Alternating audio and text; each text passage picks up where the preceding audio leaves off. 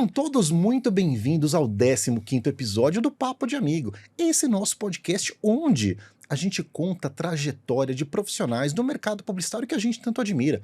Histórias de sucesso que a gente quer compartilhar com você, meu amiguinho. E você que de repente já passou aqui em algumas outras semanas deve estar percebendo algo um pouquinho diferente, que é o seguinte: estou acompanhado do meu amigo Felipe Crespo num ato de muita coragem, que é ocupar esta cadeira, meu amigo. É verdade, não é fácil não. Fala, Marquinhos, tudo bem? Um prazer estar aqui. O pessoal que está assistindo a gente aí também, muito obrigado aí pela audiência. E eu tô aqui hoje tentando substituir o Lu. O Lu está em semana de aniversário. Sim. Parece ter uma agenda grande aí de festividades. Então estou aqui e prometo ser o seu bom copiloto, tá bom, Marquinhos? Aqui é o seguinte, o aniversário do Lu não tem nem day off. É verdade. Tem um week off. É bem isso mesmo. Ele sumiu, não se consegue falar com ele, então Pois eu tô aqui, é, tô pois brincando. é, tá. Foi um pedido dele para que eu estivesse aqui hoje. Em todos os outros, né, ele que te ajuda, hoje serei eu, Marquinhos. Pô, muito bom. E estaremos fazendo aqui uma das coisas que a gente mais gosta, que é conversar. E a gente gosta bastante disso, hein, Marquinhos? Gostamos de fazer bons papos. E o seguinte, você, né, que está chegando aqui pela primeira vez, vou te dar uma dica. Segue a gente nas redes sociais e também aqui no YouTube, caso você esteja vendo a gente pelo YouTube. Se tiver nas plataformas de áudio, segue também, meus amigos, porque muitos conteúdos, cada um ao seu modo, nas suas redes ali, está presente nos canais do Amigos do Mercado. Você segue os canais do Amigos do Mercado, Crespo? Todas as mídias sociais, Marquinhos, LinkedIn, estamos crescendo bastante, Sim. colocando um monte de notícia legal lá. Instagram, Facebook, agora até TikTok, Marquinhos. Marquinhos aparece dançando lá de vez em quando no perfil do Amigos do Mercado, vale a pena dar uma olhada. Pois é. Olha, não me responsabilizo, hein, amigos, mas vai lá que eu acho que vocês vão gostar. E outra coisa, Marquinhos, e aproveitar e falar o seguinte: você que está assistindo aqui esse nosso papo de amigo, comente, deixa aí também o seu comentário, deixa aí a sua curtida, porque essa interação é sempre muito bem-vinda, né? Ainda mais quando a gente traz gente muito bacana aqui, né? Pois é, gente muito bacana, que tem muitas histórias, e é possível que você lembre de alguma história desses nossos convidados que não foram colocados aqui. Coloque as suas. Esqueceram de contar uma boa. Uma boa. Vai lá e coloca. É isso aí. Muito bom.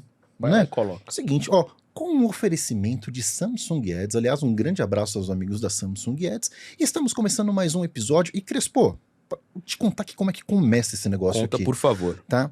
A gente começa aplaudindo o nosso convidado. Excelente, então vamos né? lá, então. Porque, cara, e a gente fica muito feliz porque a gente traz gente que a gente gosta muito, gente muito importante do nosso mercado, né? E a gente fica feliz. E quando rola um aplauso, a galera fica animada. Bora, né? então. Já começa. Então, uma salva de palmas para Ian Black. Muito bom, Ian Black, presente. Que prazer, meu amigo, de ter você aqui neste nosso podcast. Muito obrigado, Marcos. Muito obrigado, Crespo. Muito obrigado ao nosso convidado misterioso. Sensacional. É um prazer inenarrável estar aqui na companhia de vocês e na companhia da audiência. E ansioso para compartilhar histórias, ouvir boas histórias e a gente dar muita risada aqui. Pô, muito bom. A ideia é essa, viu? Sabe, eu coloco em primeiro lugar, a gente já tivemos boas conversas a respeito disso, né? Para mim a diversão sempre vem em primeiro lugar, cara.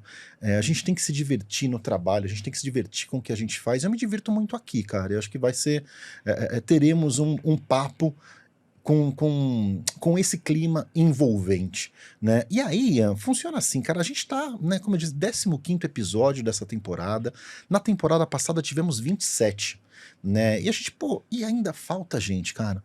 Ainda falta gente pra gente convidar, porque o mercado tem muita gente bacana e tal. E aí, já rola uma injustiça, meu amigo. Pra você, restou somente uma oportunidade.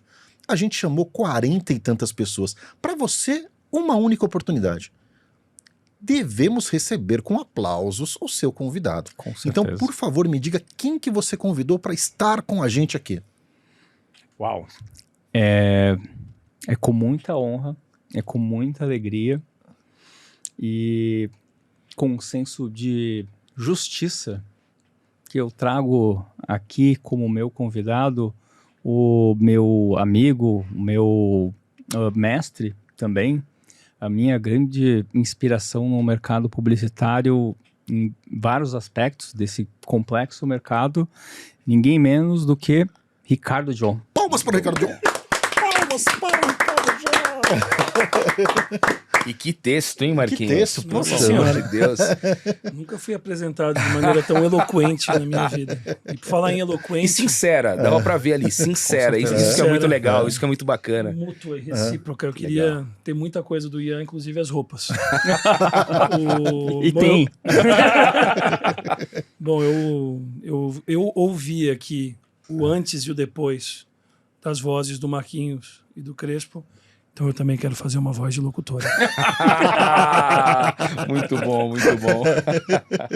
E me conta uma coisa, Leandro, como é que foi esse convite, hein? Porque a gente sempre faz essa pergunta, né? Porque, cara, você recebeu um WhatsApp, ele te ligou, ele te mandou um fax, né? Como é que ele te contou que você estaria aqui hoje com a gente, hein, meu? Ele não teve a decência de me ligar. Maravilhoso. Ele não teve a decência de me ligar. Foi você que me ligou, não foi? Não foi o pessoal do Amigos.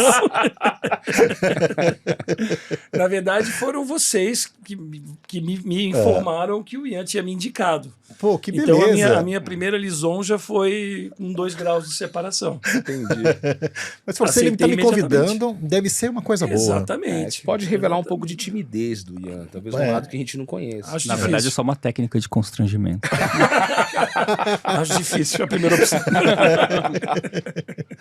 Pô, que bacana, muito bom ter vocês aqui. Como eu já disse, né, para nossa audiência que está nos ouvindo aqui pelos microfones da Compasso Colab. Aliás, muito bom estar aqui na Compasso, né? Muito bom. O espaço aqui Você é já super esteve aqui em agradável. outras oportunidades, Em né? várias oportunidades já estive aqui. Tanto pelo Amigos do Mercado, quanto também pela minha agência, Criativos BR. A gente já esteve aqui com clientes também. Um espaço muito agradável, time maravilhoso, super simpático. Os cachorros sempre nos acompanhando, plantas, um lugar maravilhoso. Só nunca fiz nada naquela churrasqueira ali. Um dia a gente Sim. precisa combinar um Será churrasco que ali. é cenográfica aquela churrasqueira? Também nunca vou... Já pensou? Chega ali, é um papelão. Eu falei assim, poxa, o Lupão, mostre pra gente a que serve esta... Exatamente, exatamente. Esta churrasqueira, né? Mas, Marquinhos, deixa eu falar uma coisa. Agora que os dois estão aqui apresentados, antes eu não podia, né, na minha fala, senão eu ia entregar tudo. Eu sou mestre em ferrar esse negócio.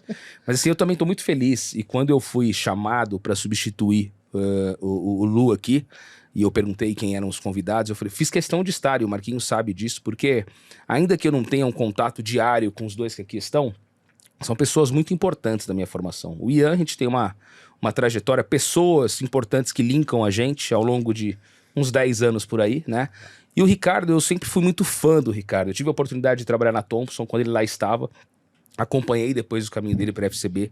E assim, é um cara que eu admiro bastante. Não só pelo potencial técnico dele, pelas dezenas de leões e uma série de outros prêmios que ele tem ao longo da carreira de forma merecida, mas também muito pelo fato do ser humano que ele é. A pessoa que ele é e que o mercado inteiro gosta dele.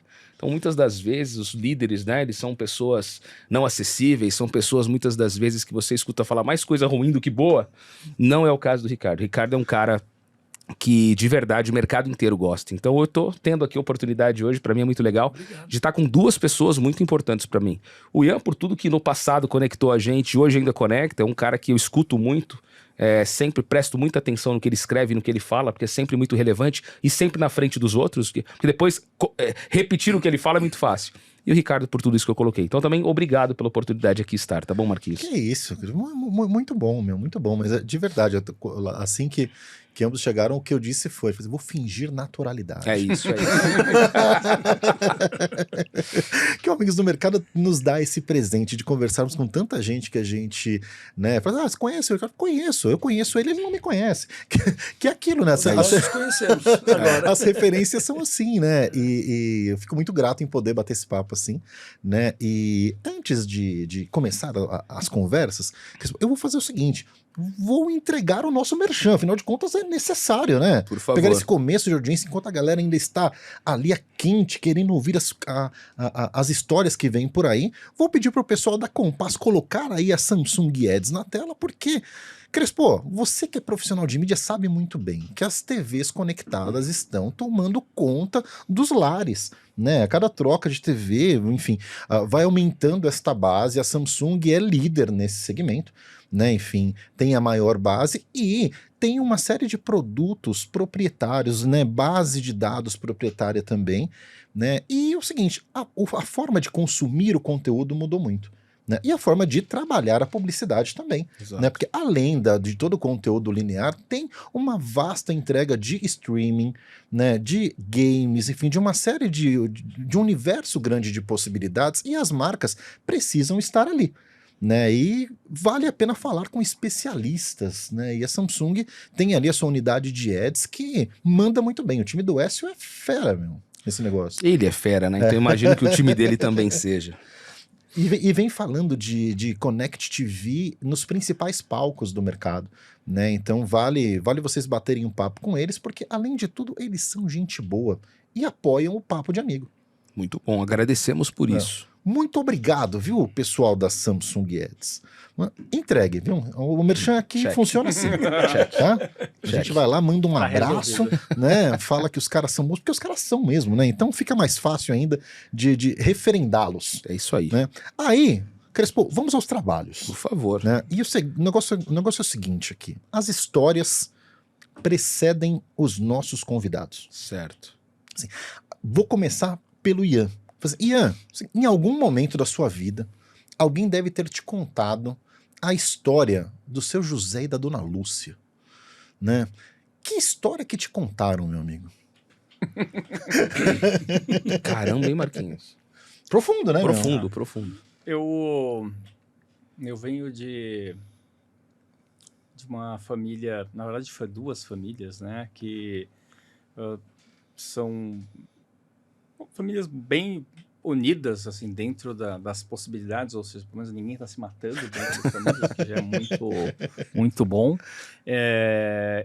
Enfim, ao longo da minha trajetória, ao longo da minha vida, vez ou outra, a gente esbarra com alguma história, né?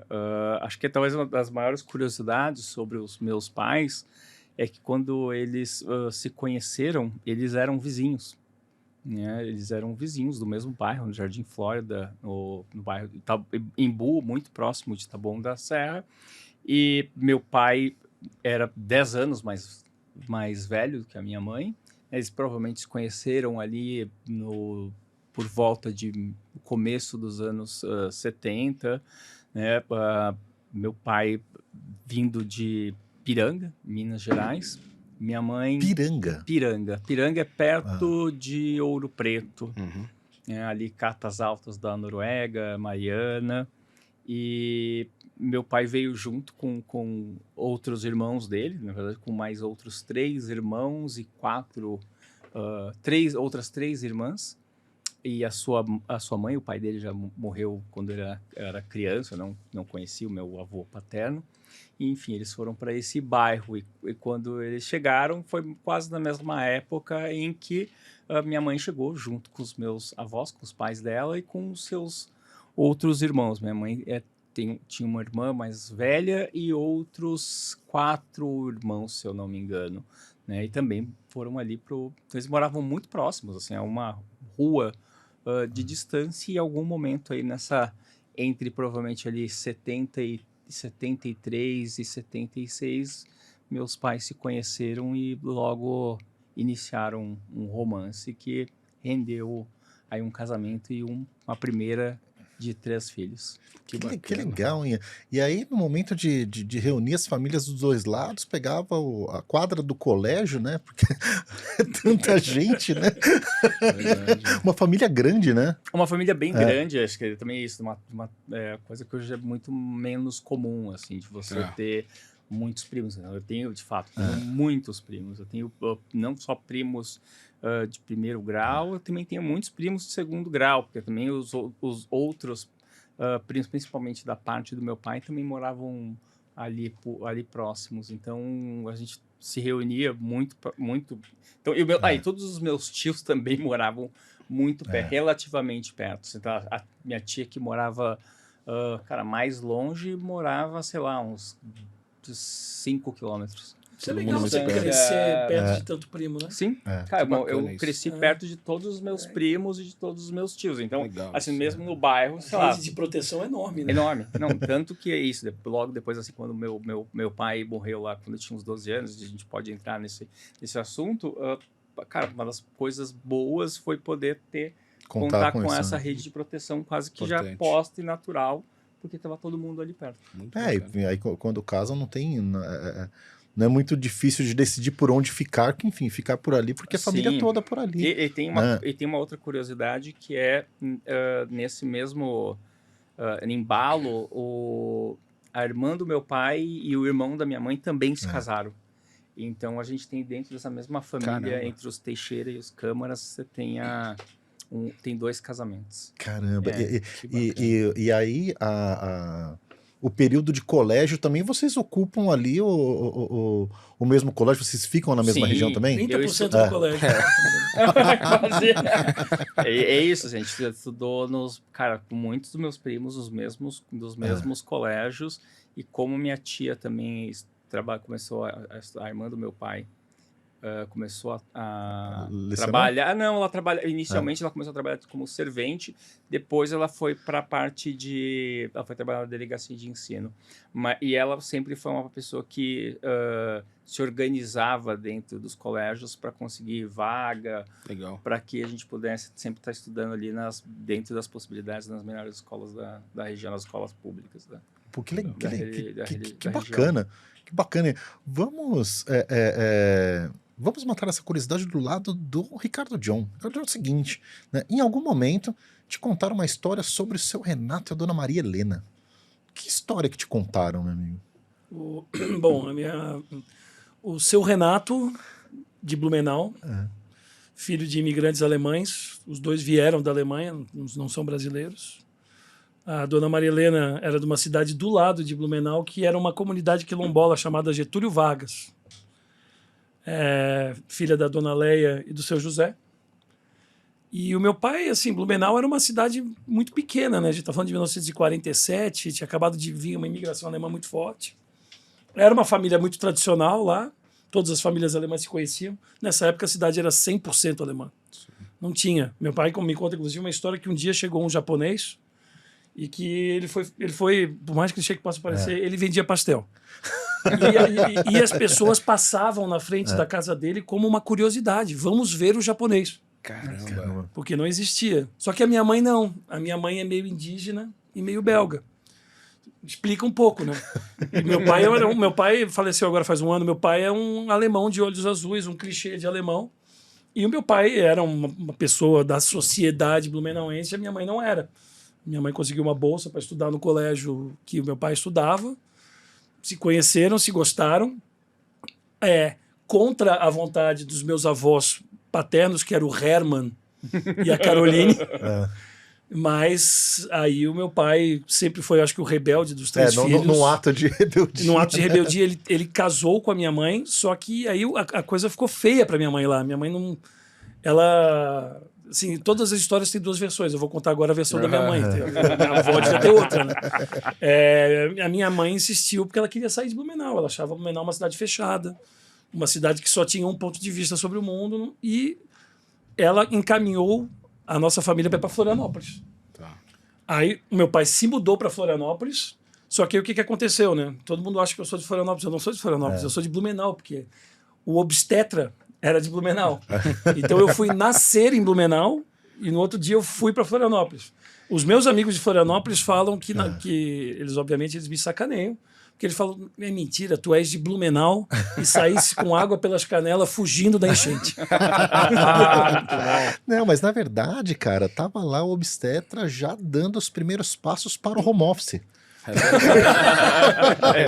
Visionário, hoje é meu dia de home, vem até aqui. Visionário. Tá vendo aí, Crespo? Verdade. Eu não atendo a domicílio, atendo em domicílio. Em domicílio. Tem em domicílio. Boas histórias. Né? Boas histórias. E aí, Ian, me conta uma coisa, como que é o Ianzinho, né? Como que é o Ian, criança, cara? Como que era a sua característica? Você era um menino da música, um menino do esporte, um menino do HQ? Então, quando eu nasci em 78, né? Eu gosto de falar que foi numa época em que não existia Papa. Na verdade, foi entre a morte do João Paulo I e a posse do João Paulo II. Antes da fumaça. Foi antes da fumaça, mas foi Interessante essa forma de dividir o tempo, né? Eu nasci entre dois papas. Entre dois papas. Numa época que não existia papa. Não, eu acho que eu falo do papa porque tem uma história muito, muito boa, que era o seguinte: meu pai era taxista. Só que, mas ambos, né, pessoas muito simples, mas meu pai sempre foi um cara muito curioso, um cara afeito a curiosidades, né? Então, um cara que assistia muito TV e gostava das informações que rolavam na TV, assistia novela. Então, entre os colegas de táxi dele, era conhecido como novelinha. Porque ele sempre vinha mais cedo para assistir novela em casa. E a gente assistia muita TV juntos. Então, e nesses períodos que a gente assistia muito TV juntos, meu pai, desde que eu era criança, ele me provocava perguntando coisas. Então, sei lá, quais são as capitais dos países, quais são as bandeiras dos países, e caí isso. Então, assim, desde muito criança, antes de ler e escrever, eu sei muitas capitais de países, e também ele me perguntava também muito quais eram os nomes. Qual a capital da Bulgária? Da Bulgária, Budapeste. Tá vendo? Que isso? Sem titubear. Sofia, não, olha, é verdade, não. Eu confundi com a da Hungria. Não, eu sei que é Sofia por causa da minha filha, se chama Sofia. É verdade, não. E uma das coisas que ele me perguntava era muito os nomes das celebridades. Então, por exemplo, o nome do Mussum, que era Antônio Carlos, e o nome do Papa, que era Carol Wojtyla. Carol Wojtyla. Então, não, e seu pai gostou de novela? Não, acho que a melhor fase das novelas, né, cara? Né? Exato. Uma safra boa, né? A gente assistia muito novela, e como a minha irmã era mais velha, ela tinha 2 anos e pouco a mais que eu. Então, quando ela foi para a escola e aprendeu a ler e escrever, minha mãe colocou a minha irmã para me ensinar a ler e escrever. Então, eu aprendi a ler e escrever antes de ir para a escola, e também era uma das diversões do meu pai ficar me perguntando qual que era o nome das coisas que estavam passando na rua. Então, eu também fiquei meio viciado em tudo que passava e eu ficava lendo. E coisa que eu faço até hoje. Esses dias eu dava, sei lá, quando eu estava viajando agora na Espanha, que é isso? Eu fiquei me pegando, lendo as coisas, todas as placas, e é um hábito que eu tive porque meu pai me ensinou a fazer esse tipo de coisa. E isso me provocou muito para ser uma pessoa muito curiosa. Sim. Então eu lia muita coisa, lia muito gibi, então tudo aquilo me interessava muito, assim. Daí comecei a ter gibi desde o início, ganhei um aparelho de som, toca-discos, né? E nessa época também foi quando eu lembro que fui na casa de um primo meu que era mais velho e pedi um disco, ele tinha discos, né? Falei, me dá um disco aí. Daí ele ofereceu 2 discos. Um disco era um disco azul. Cara, um disco que só tinha uma capa, um céu com umas nuvens. E o outro era o da trilha sonora internacional de Sol de Verão. Grande novela. Que tinha uma moça linda tomando sorvete na capa. E eu escolhi, evidentemente, esse disco. E ele foi uma grande introdução a músicas gringas. Então tinha Yazoo, tinha Cal Carlton, tinha Duran Duran, as novelas tinham a trilha nacional e a trilha internacional. Tinha o disco, Os dois nacional. era Sol de Verão internacional. E, cara, aquilo também ajudou a formar muito do meu interesse por músicas, que consequentemente também conecta com, Star Wars e todas essas coisinhas. E até uma curiosidade, que tempos depois eu fiquei pensando, qual que era a porra desse disco de com as nuvens? Então, eu achei que era o Supertramp. O Supertramp tem um disco, o Peter Gabriel tem um que é só nuvens. Mas eu depois descobri um disco do Plastic Ono Band. Eu descobri só recentemente. Eu falei assim, qual disco era esse? Daí eu fui procurar, pesquisei e tinha fácil. Maravilhoso. Oi, aí, quando você era criança, assim, sei lá quantos anos, a gente tá aqui na fase né, de infância, né? Você tinha um sonho, assim, do que eu vou ser quando eu crescer, jogador de futebol? Porque a gente tá falando ali, Copa de 82, né? Uma geração super vitoriosa, não tanto, mas de alguma forma uma seleção muito admirada. Você queria ser jogador de futebol? Você tinha um pouco disso? Não, assim, relacionado a futebol, o que acontecia muito em casa era meu irmão e eu tinha um irmão 2 anos mais novo, E meu irmão e eu, a gente sempre brincava muito em casa, né? E a gente, cara, inventava todo tipo de brincadeiras possíveis e imagináveis, assim. E como a gente morava numa casa que tinha quintal, então, sabe, a gente fazia, cara, bolo de barro, fazia estradinhas pela casa inteira, a gente subia na laje, desenhava circuito pra gente brincar com os carrinhos, e especificamente de futebol, o que acontecia? A gente comprava muito futebol de botão. Sim. Então a gente comprava e fazia campeonatos. Que legal. E com uma curiosidade, que era como a gente comprava quando a gente comprou futebol de botão, a gente não conhecia ninguém que jogava futebol de botão. Então a gente inventou as nossas próprias regras Maravilhoso. sobre como jogar futebol de botão. A ponto de quando a gente foi ver outras pessoas jogarem, era muito diferente. Por exemplo, e uma coisa que a gente ficava revoltado era que quando eu via as pessoas jogando, as pessoas avisavam que ia bater a gol. E eu falava assim, cara, a gente... Não faz nenhum sentido. Não faz nenhum sentido, que você não tá jogando e fala assim, vou chutar! Ninguém avisa. Você não avisa. Então, e que a gente não usava goleirinho de caixinha de fósforo, usava aquele goleirinho que tinha um negócio que negocinho tinha atrás, Tinha uma varetinha. Afinal Então, de contas, ele foi fabricado. então, quando um pegava a bola, o outro corria lá pra segurar. Então, a gente teve essa infância, minha relação com futebol era mais essa, mas, cara, a minha vontade, quando eu era criança, era ser astronauta. Que demais. Caramba, Muito provavelmente por causa de Star Wars e todos Sim. esses filmes. Depois que cresce, fala assim, meu... Lucas Silva. Tudo que eu não quero é ser astronauta. Cara, viver no espaço deve ser uma merda. Nossa, você sabe que tem um conto do Gabriel Garcia Marques sobre ser astronauta, que é maravilhoso, que logo depois que o homem chegou na Lua, todo mundo, meu Deus, que maravilhoso, nossa, o que é a ciência, não sei o quê. Ele escreveu um conto que era 126 mil metros quadrados e nenhuma única flor. Exato. Genial. Muito bom. Genial. Exatamente. Não, cara, espaço é uma merda. Então, assim, mas naquela coisa eu falo assim, eu quero ser astronauta, é evidente, né? Vamos pro espaço. Até porque eu imaginava que, assim, na verdade, estar no não sabia que espaço... usava fralda, né? Não, e que estar no espaço é a coisa mais comum do mundo depois dos anos 2000. Então, essa acho que era uma coisa meio comum e que foi ruindo aos poucos. Na época de, enfim, chegada do homem à lua, estava mais próximo desse fenômeno, né, midiático tão grande também, né, e muito louco, né, Ian, você falando sobre curiosidade. Quando eu tenho a oportunidade de bater papos com os nossos amigos, né, estudantes, professores e tal, e aí quando vem aquela fatia de, uma dica tal, eu falo assim, cara, seja curioso. Nosso negócio é um negócio de curiosidade. Né? E, pô, bacana ouvir que a criança curiosa, né, se torna o publicitário. E você, Ricardo, qual que era o universo de maior interesse seu? Você era o cara do gibi, do esporte, da música, da bagunça, do dormir? Quem que era o Ricardinho? Ricardinho. Ele nasceu com 1,70 já, né? Mas tudo bem. Nunca foi Ricardinho? Não, nasceu com 1,70. É verdade, Na minha casa era muito da leitura. Meu pai era um leitor maníaco, assim, principalmente de histórias de detetive. Meu pai tem todos os livros do Jorge Simenon, do Inspetor Magré. Caramba. Então eu me acostumei muito a ver meu pai lendo, assim. E eu acho que isso foi pegando foi me dando um gosto por história. Porque meu pai também era fanático por guerra. Ele gostava de estudar guerras e coisas. Então, isso abre a tua cabeça, né? Por exemplo, quando você gosta muito de história, você não se atém ao fato, você viaja no fato. Né? Nesta guerra do Peloponeso aconteceu isso, peraí. Então você começa a abrir um horizonte criativo para você. História é um negócio que abre um horizonte criativo, assim. Então eu sempre fui fascinado, acho que muito por conta do meu pai. E aí também eu queria ser mergulhador, porque meu pai era mergulhador, né? Meu pai foi campeão de caça submarina. O meu pai era tipo meio Hemingway, assim, né?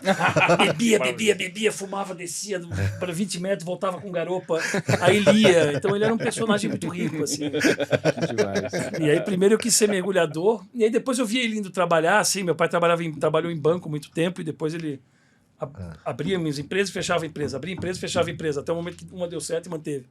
E eu sempre vi ele saindo com aquelas pastas, sabe aquelas pastas de 007, assim?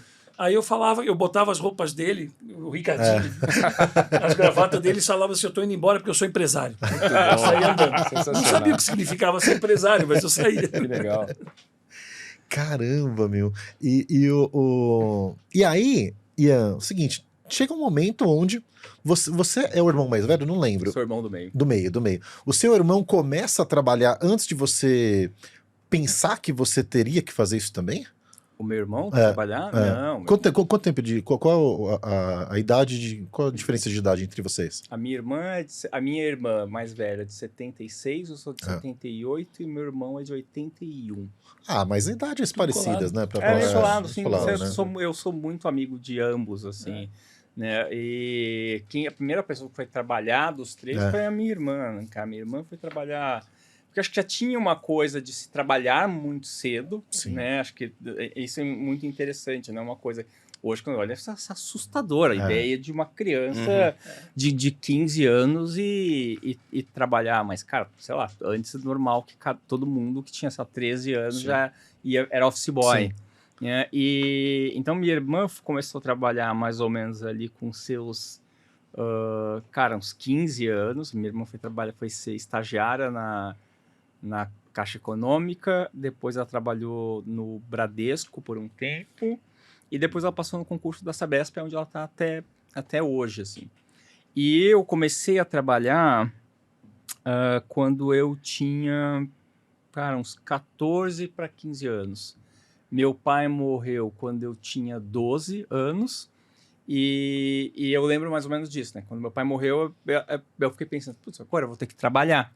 Né? E comecei a procurar desde então, assim, desde os 12 eu comecei a procurar trabalho. Então eu pegava o jornal e vinha para Pinheiros para preencher ficha, né? Que era um negócio, pode ter uma ficha para preencher e preencher, mas o emprego que eu acabei arrumando foi em Budas Artes, no centro histórico ali, porque minha irmã trabalhava no Bradesco ali da região e ela acompanhava o pessoal que ia fazer depósitos ali, e alguém falou que tinha uma vaga num centro automotivo. Que era muito curioso, que era uma empresa que ao mesmo tempo era o centro automotivo e era corretagem de telefone. Tá. Nessa época... Sim, que valia uma grana. Que valia uma grana, exatamente. Bem, né? Era isso, o telefone era um preço de um carro. Sim. Né? Ou era uma quase... linha era até mais caro. Não, e se tivesse o número, tipo, final 1000 ou repetido, era o dobro. Então, o meu trabalho era, cara, durante a semana, era fazer trabalhos de office boy, né? Então, pagar coisas no banco, mas muitas vezes também levar no cartório para reconhecer firma e também para homologar contrato de compra, venda e aluguel de telefone. Que é isso, você alugava, né? Sim, alugava linha telefônica. Eu tinha alugado em casa e na primeira empresa que eu tive eu aluguei. Contar isso por um jovem. E nos sábados eu trabalhava na parte na borracharia, no centro automotivo. E uma coisa que a gente gosta de perguntar aqui, né, no podcast é o seguinte: qual foi o seu primeiro salário, meu? Quanto você ganhava? R$113. 113, você vê? Caramba. Já era em reais. Já era em reais, né? Já era em reais. João. Mas era, cara, se eu não me engano... Deixa claro que eu sou só um ano mais velho. Era R$113. E é engraçado porque as pessoas lembram exatamente o valor. Acho que lembra. Né? Eu lembro do meu primeiro. Meu primeiro foi 316. Eu ganhava R$170. Foi 1900, o meu era outubro de 94. O meu primeiro foi 300 e poucos como estagiário também. 316 em 90 e alguma coisa. E tem cada história. Sabe que uma das que eu mais gosto de contar aqui, recontar, foi a do Brancatelli. O Brancatelli falou assim, putz, meu primeiro salário eu recebi um cheque. Aí meu pai pegou o dinheiro do bolso, me deu lá o dinheiro do cheque, falou assim, avisa lá o seu patrão que esse cheque nunca será descontado. Né? Ele colocou um cheque no quadrinho e tem lá o cheque guardado até hoje, o primeiro salário dele. Que louco, hein? Eu gastei imediatamente. Eu também comprei Eu teria achado esse cheque em alguma gaveta. Quebrado o quadro. Isso ia virar um videogame em algum momento. E você, cara? Como foi sua primeira experiência profissional, cara? Quando você troca esforço por dinheiro pela primeira vez? Teve duas primeiras vezes, porque na verdade, assim, o meu pai de vez em quando ele fazia uns negócios bizarros, assim. Aí uma época ele encasquetou de vender salmão, sabe? Porque o salmão não era tão na moda como é hoje, assim, e vinha naquelas caixonas. Então ele falava assim, vai lá vender salmão, arruma teus contatos, vende salmão e eu te dou 10% do que você vender. Esse durou 2 semanas. Eu era um péssimo vendedor de salmão. Aí depois ele começou a trazer o que também na época era uma inovação, melatonina.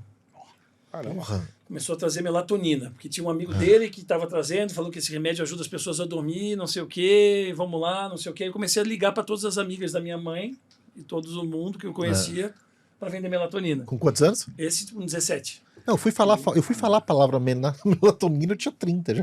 Também. Não, então, isso não era. Não, inovador mesmo. Era uma inovação, cara. Era uma inovação. Imagino. Só que nessa época eu já adorava propaganda nessa época.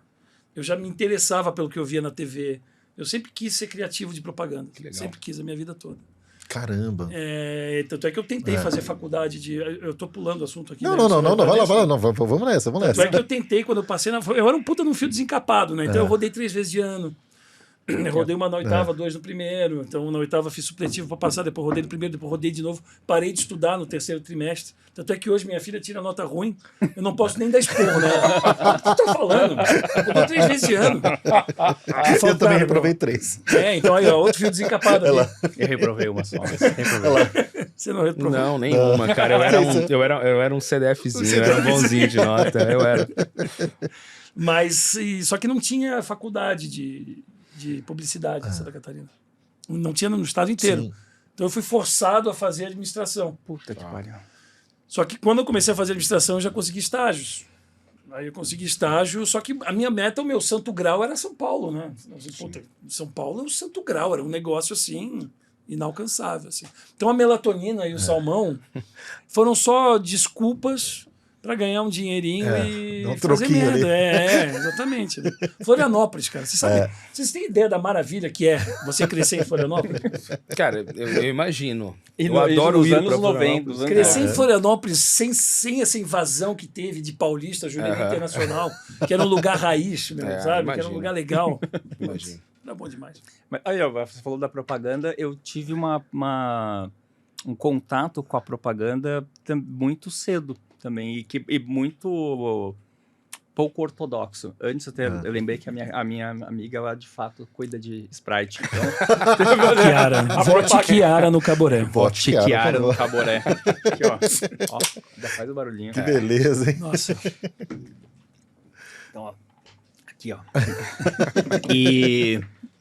Então, em 97, eu arrumei 96, eu arrumei um emprego numa empresa de outdoor. Chamava Publicidade Climes.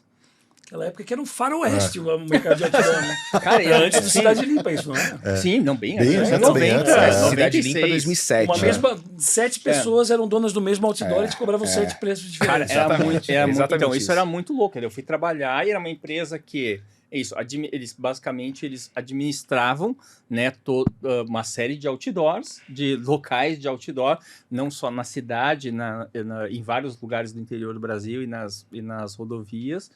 E, cara, eles vendiam esses espaços para as agências. Então, foi a primeira vez que, por exemplo, eu comecei a ter contato com agências, com nomes de agência. Então, chegava muitas notas de agência. Na época que tinha... Cara, era Ogilvy, né? E era Ogilvy Matter. Ogilvy Matter. Tinha Fischer e Justus.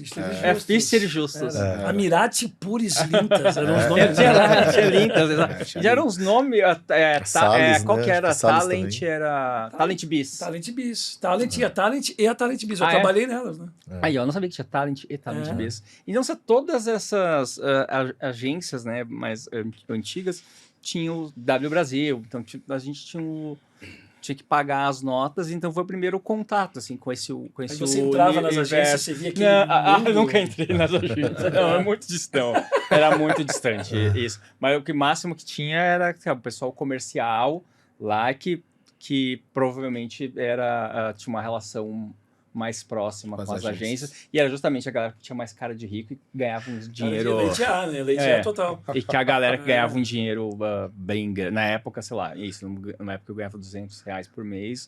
Cara, tinha um cara que é contato que ganhava 20 mil reais por mês. Nossa, Vendendo daquela as época, flores. querido. O cara Não é ganhava, de hoje não, tá? o cara ganhava 20 Daquela mil reais. época. Mas era muito engraçado que esse mesmo cara que ganhava 20 mil reais, eu sempre tinha que tirar o extrato e o cara sempre tava 20 mil reais negativo.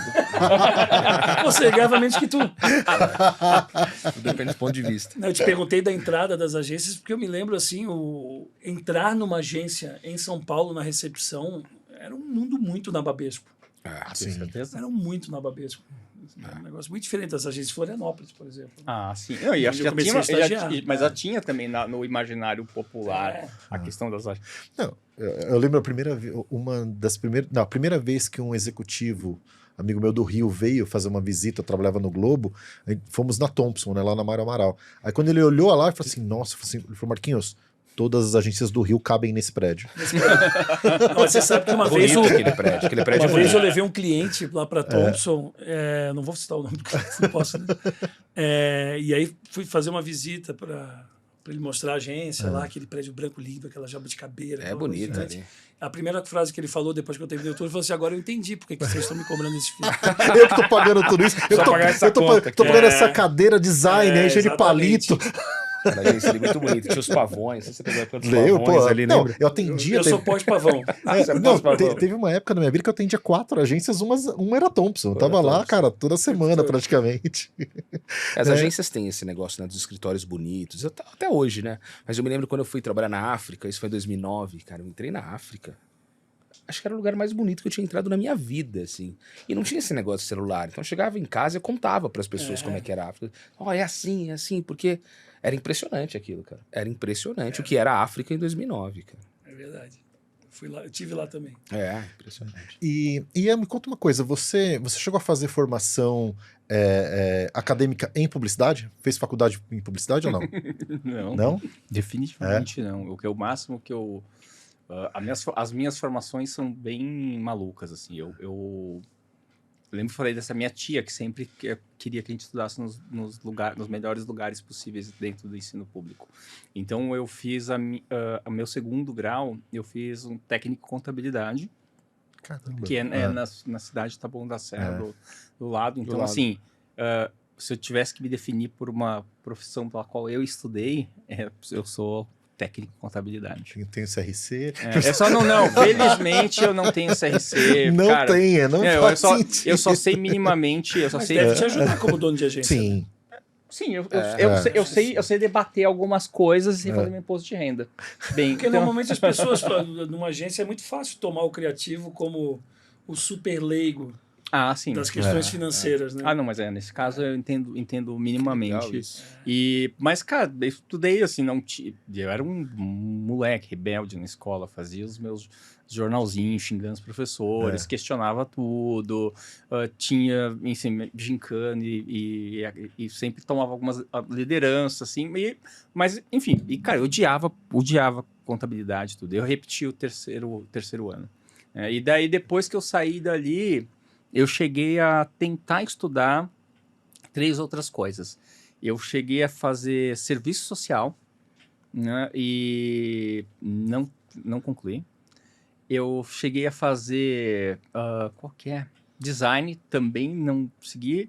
E por último, tentei fazer pedagogia e também não segui. Todos abandonei no primeiro semestre. Até depois que eu descobri que o meu TDAH, que definitivamente eu não conseguia ficar parado, sentado numa aula, e principalmente se a aula era desinteressante, eu, cara, dormia. E numa fase da vida que você tem alguma autonomia para levantar e ir embora. Porque, querendo ou não, na infância você tá ali obrigado. Você não tem autonomia para falar, tô de saco cheio disso aqui, vou embora. Não é. Né? Na faculdade você tem ali essa liberdade que a gente faz com ela o que a gente quiser. O que é bom é uma merda, né? Porque isso podia ser às vezes eu falo que eu sentia falta de ter alguém. Não, você vai estudar sim. Tem que fazer tais coisas. Como não tinha, foda-se, não vou. E, cara, daí isso, abandonei todas essas coisas e na verdade, eu falo que a minha universidade foi, cara, a internet, assim. Que a internet, sim, foi o que, de fato, abriu as portas, assim. Porque, sei lá, quando eu estava ali mais ou menos terminando terminei o colégio, foi mais ou menos a época que eu comecei a conhecer a internet. E a internet para mim foi aquela coisa, né? Tipo, cara, é uma TV com canais infinitos É e toda e qualquer informação que eu quero tá aqui. E comecei a pesquisar, eu escrevia, eu escrevia alguns poemas, uns contos, e comecei a publicar isso num site e acompanhar algumas outras pessoas também. E eu acho que por conta disso, e concomitantemente a isso, eu comecei a trabalhar primeiro eu trabalhei numa empresa de pager. Nossa, Perdi. E depois eu fui trabalhar na primeira operação do IG, em 2000. E eu lembro que eu entrei e era, caramba, você trabalhava 6 horas ensinando as pessoas a usar a internet, e eu descobri que o horário da noite, da meia-noite às 6, até as 2 da manhã era uma maluquice, e depois parava todas as ligações. Eu falei, vou nesse, trabalho só 2 horas, e fico vagabundeando 4. E nessas que eu ficava vagabundeando às 4, eu ficava em um monte de fóruns. Fórum grupo de discussão, e nesses grupos de discussões, principalmente desse começo de internet, cara, basicamente você tinha 3 tipos de pessoas: publicitário, jornalista e aspirante a escritor. Então era uma galera assim e pessoas que orbitavam esse universo aqui. Então, cara, pessoas ali, sei lá, algumas que eu conheço até hoje, o Jean Bochara já era dessa época, acho que o próprio Cris Dias também já era dessa época, mas assim, comecei a ter contato com algumas pessoas já daquela época. Sim, o próprio Nizam, né? Não, mas assim, que participava de... Sim, sim. Eu tava dando do IG. Mas assim, de uma galera jovem que tava ali nos grupos discutindo coisas, e a primeira galera que também começou a criar blogs, né? E foi quando eu montei meu primeiro blog, em 2000. E aí daí que você começa o universo da blogosfera, e que daí os blogs começam a invadir um pouco das próprias redações. Então também você tinha uma coisa que todo mundo se conhecia, que tinha blogs, e cara, essa pra mim, essa é a raiz da minha formação e da minha rede começando a se expandir, que faz com que depois eu comece a entrar na publicidade, sei lá, 7 anos depois, em 2007. Mas o que, cara, a minha universidade mesmo é esse universo dos blogs que começa a surgir. Eu tinha um no Bloglog. Sim, do blog lá. Bloglog era o blog do Marquinhos. Eu tinha o blog do Crespo. O blog do Crespo. Por muito tempo. E Não, ele se tornou, bombou, ele se tornou relevante em algum momento. Mas é aquela coisa, né? Eu batia muito ali. Aí quando você entra no mercado... Aí cada vez... um mercado que não toma porrada bem. Né? Cada agência que eu entrava, eu tinha que apagar 10 posts, sabe? Aí ele ficou pelo caminho. Caramba. E você, cara, qual foi a sua primeira... seu primeiro trabalho dentro da publicidade mesmo? Eu sempre adorei escrever. Escrever. Sempre tive diário. Tenho diário até hoje. Assim, sempre é uma válvula de escape muito grande, assim. E eu sempre, como eu falei, assim, eu sempre gostei de propaganda. Não sei como, não sei de onde veio. Meu pai não tem ligação, minha mãe não tem. Eu gostava de ver, eu lembro das propagandas do Garoto Bombril. Eu sempre fui um grupo de propaganda. Então, aos poucos, você começa gostando da propaganda, e aí você passa a ficar curioso de quem fez aquilo.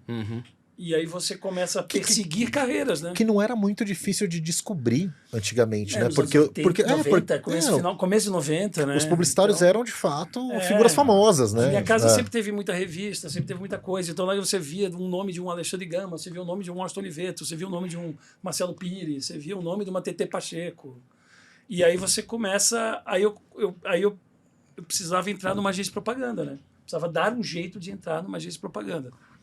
E aí, colégio, um amigo que conhece alguém e que me colocou num estágio numa agência chamada Mercado, cujo único cliente era tipo um pique, tipo se chamava Casa Feliz, que era aqueles programas que tinha antigamente que o cara de auditório vendia carnê e você podia ganhar um carro, né? Então eu ficava, só que naquela época eu já gostava de título. Eu acho o título a grande arte perdida da propaganda. Hoje um bom título é um melhor dos tweets, assim. Então eu tentava colocar título em tudo e eu nunca conseguia. Porque como é que eu fazia um título para Casa Feliz? Assim, eu não conseguia. Só que eu acho que tinha gente ali que... Assim, Florianópolis sempre foi um lugar de pessoas que saem de São Paulo e querem ter uma vida melhor. Então, em toda agência que eu estagiei, sempre tinha um um bom redator, um bom diretor de arte, que foi de São Paulo, que sempre foram meus mentores, de alguma maneira, assim. Aí eu saí dessa agência sem fazer nada. Acho que no máximo eu consegui fazer um Casa Feliz, Sua Casa Mais Feliz, assim, uma coisa muito básica, assim. Isso foi lá? Isso lá em Florianópolis. Aí eu lembro que eu fui para Artplan, e que não tem nada a ver com a Artplan de hoje, que era Artplan Prime, outro estágio. E era tipo, era na época a W Brasil de Santa Catarina. E eu era estagiário. Aí eu lembro que saiu o meu primeiro título. Aí eu fiquei muito orgulhoso. Que legal. Ah, não, perdão, não foi na Artplan, foi na Vox. Depois a outra agência chamada Vox, que era do Fábio Veiga, um grande publicitário. Aí eu lembro que a gente tinha a conta do Diário Catarinense. E o Diário Catarinense mandava jornalistas para ver a Copa do Mundo. E aí tinha que fazer um anúncio sobre os jornalistas que iriam para a Copa do Mundo. Eu lembro que eram 7 jornalistas. E o título era 7 Homens e um Destino. Maravilhoso. E aí, assim, a emoção de você ver o primeiro anúncio seu no jornal, eu não demais. recuperei ela até hoje. Caramba, Verdade, não importa o que aconteça na carreira, você abrir um jornal e ver um anúncio seu é uma cachaça, né? Sim. Então eu sempre fui muito conectado a escrever propaganda. A escrever propaganda. Porque daí quando você faz um anúncio, você quer fazer um spot de rádio. Que para mim é a arte mais foda para um redator, é um bom spot de rádio. E aí você quer fazer um filme. E aí você quer ir para São Paulo. Porque você não consegue fazer filme em Santa Catarina. E aí você começa a conhecer as pessoas, como eu te falei. Aí eu fui para uma outra agência estagiar também. Dessa vez eu fui contratado. Meu primeiro contrato foi de R$700. Que isso? Foi numa agência chamada Exa.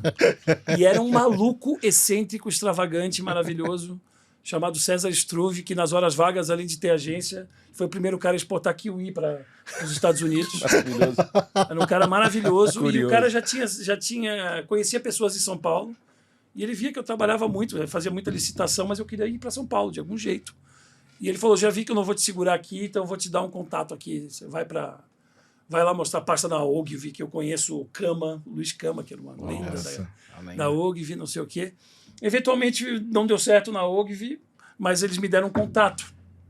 Aí eu lembro direitinho, que eu vim para ficar na casa do meu primo aqui de São Paulo, e eu mostrei a pasta em 25 lugares em 3 semanas.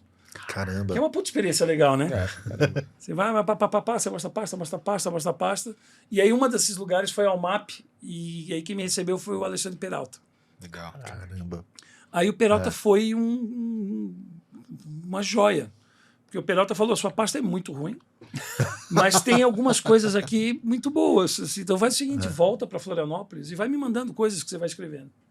E eu toda semana mandava título pro Peralta, não sei o quê, isso aqui é bom, isso aqui não é bom, isso aqui é bom, isso aqui não é bom, isso aqui é bom.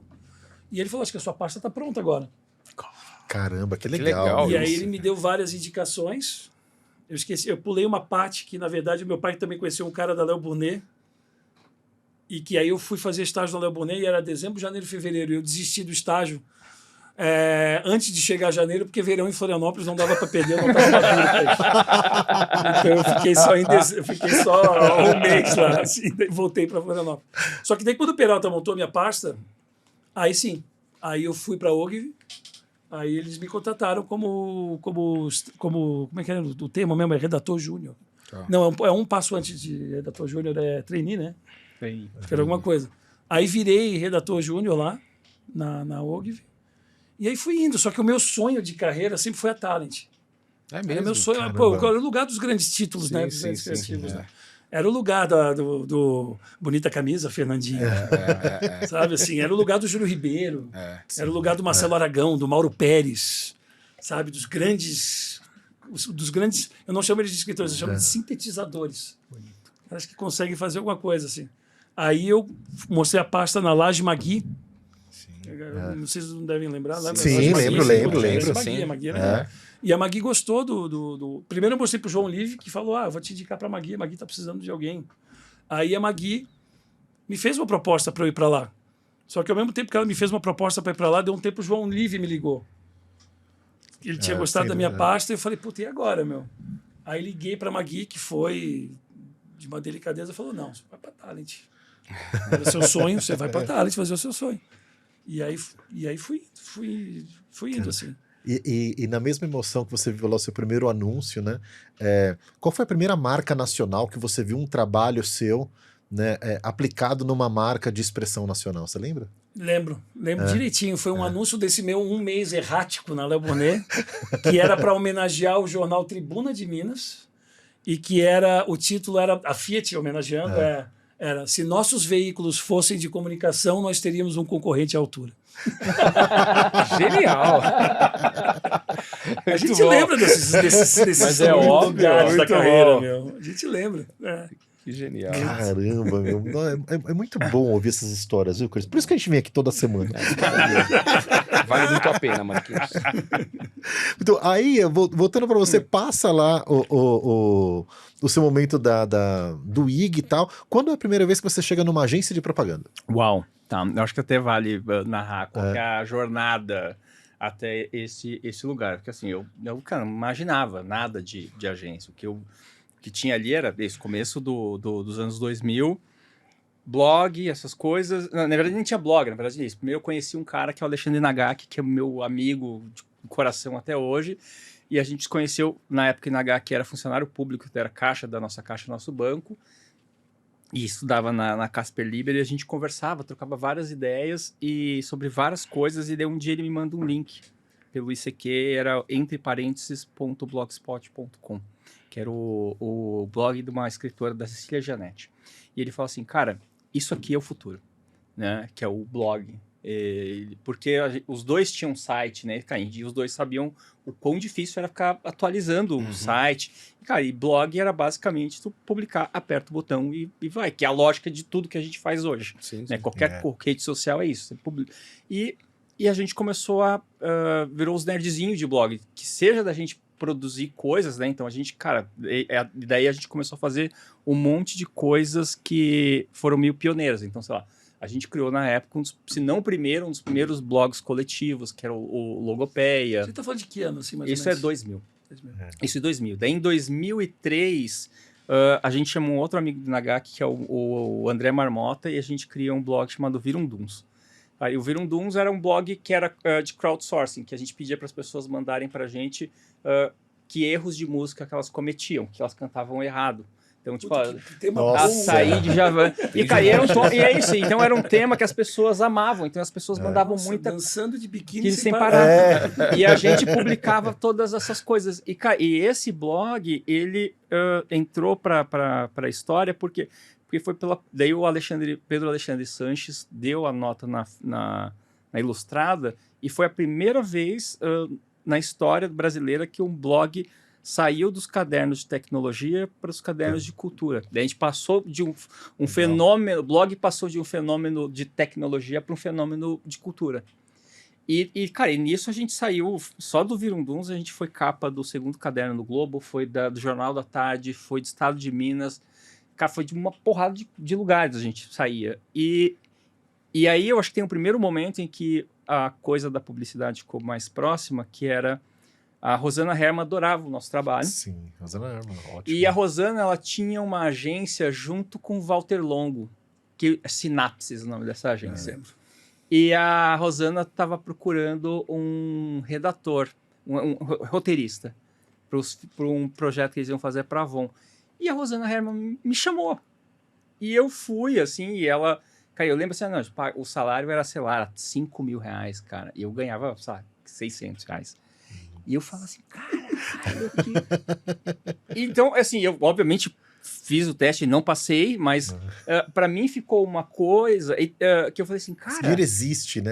Você viu o Eldorado ali, né? É um mundo possível, eu falei, né? esse mundo é possível. E tem um outro evento exatamente nessa mesma época que também mudou a minha vida, que era, eu trabalhava no IG, só que eu trabalhava, nessa época, eu já trabalhava no departamento financeiro do IG.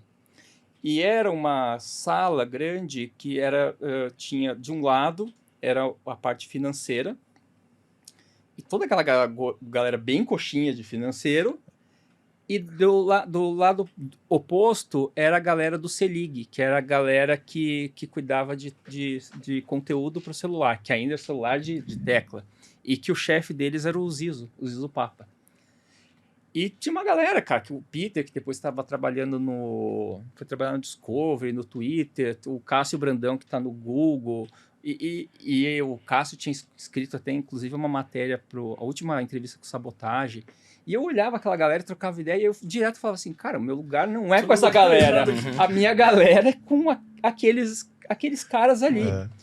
E curioso que depois eu fui encontrar o Cássio muitos anos depois, mas eu falei assim, cara, eu quis te dizer que tu era, assim, tu era a minha inspiração, assim, tu me salvou de falar assim, aonde é que eu deveria estar, né? E cara, e foi passando, assim, e daí a gente, depois isso era 2003, em 2006, a gente lançou o Internet Blogs. Cara, porque naquela época o que aconteceu, né? O Ednei saiu como o primeiro brasileiro a ganhar dinheiro com blogs. E ele tinha lá uma estrutura que, de fato, fazia com que ele tivesse bastante remuneração por causa dos anúncios do Mercado Livre.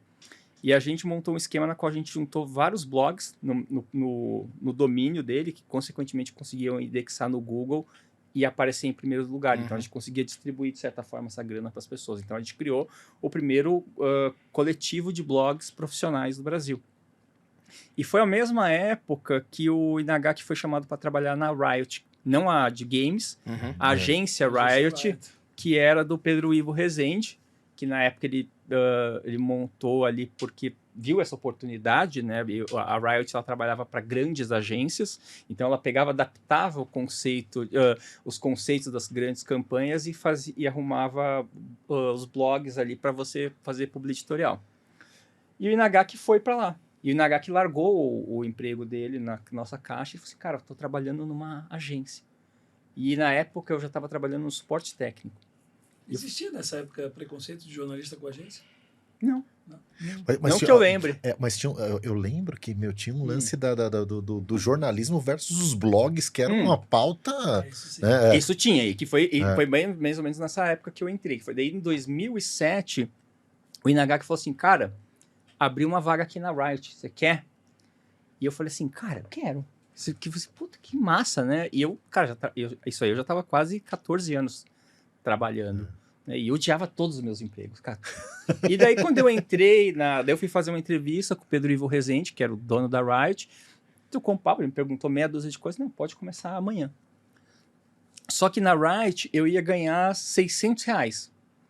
Cara, R$600 não pagava absolutamente nada. E foi mais ou menos na mesma época que eu me casei e não pagava o aluguel. E então eu não larguei o emprego de suporte técnico.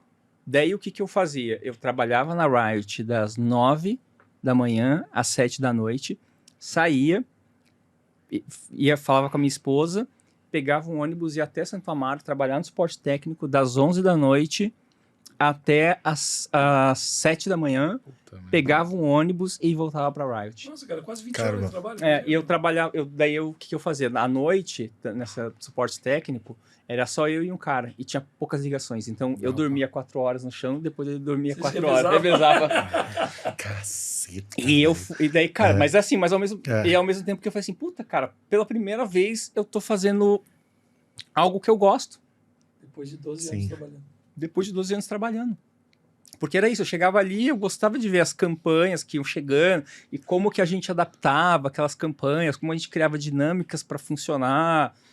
E as pessoas com quem eu trabalhava eram pessoas legais. E eu falei assim, cara, eu quero continuar aqui, né?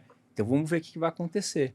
E daí o Nagaki passou uns 3, 4 meses, ele cansou da vida de agência, foi trabalhar de casa como consultor, e ele me indicou para o lugar dele, que ele era meu chefe, que ele era o cara responsável por fazer o contato com todos os blogueiros, para negociar preço e tudo mais. Como eu era a pessoa mais próxima para fazer isso, porque eu também tinha um repertório de blogs, ele me colocou no lugar dele, e daí eu pude largar o emprego e daí comecei a trabalhar na parte mais gerencial dentro da Riot, onde eu trabalhei aí por mais quase um ano. Legal.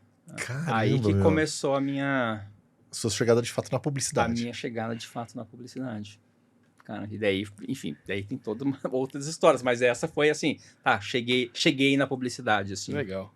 Finalmente. E aí na sequência vem a Live Edge. Live Edge. E daí o que aconteceu? Tava trabalhando na Riot, conhecia todos os blogs.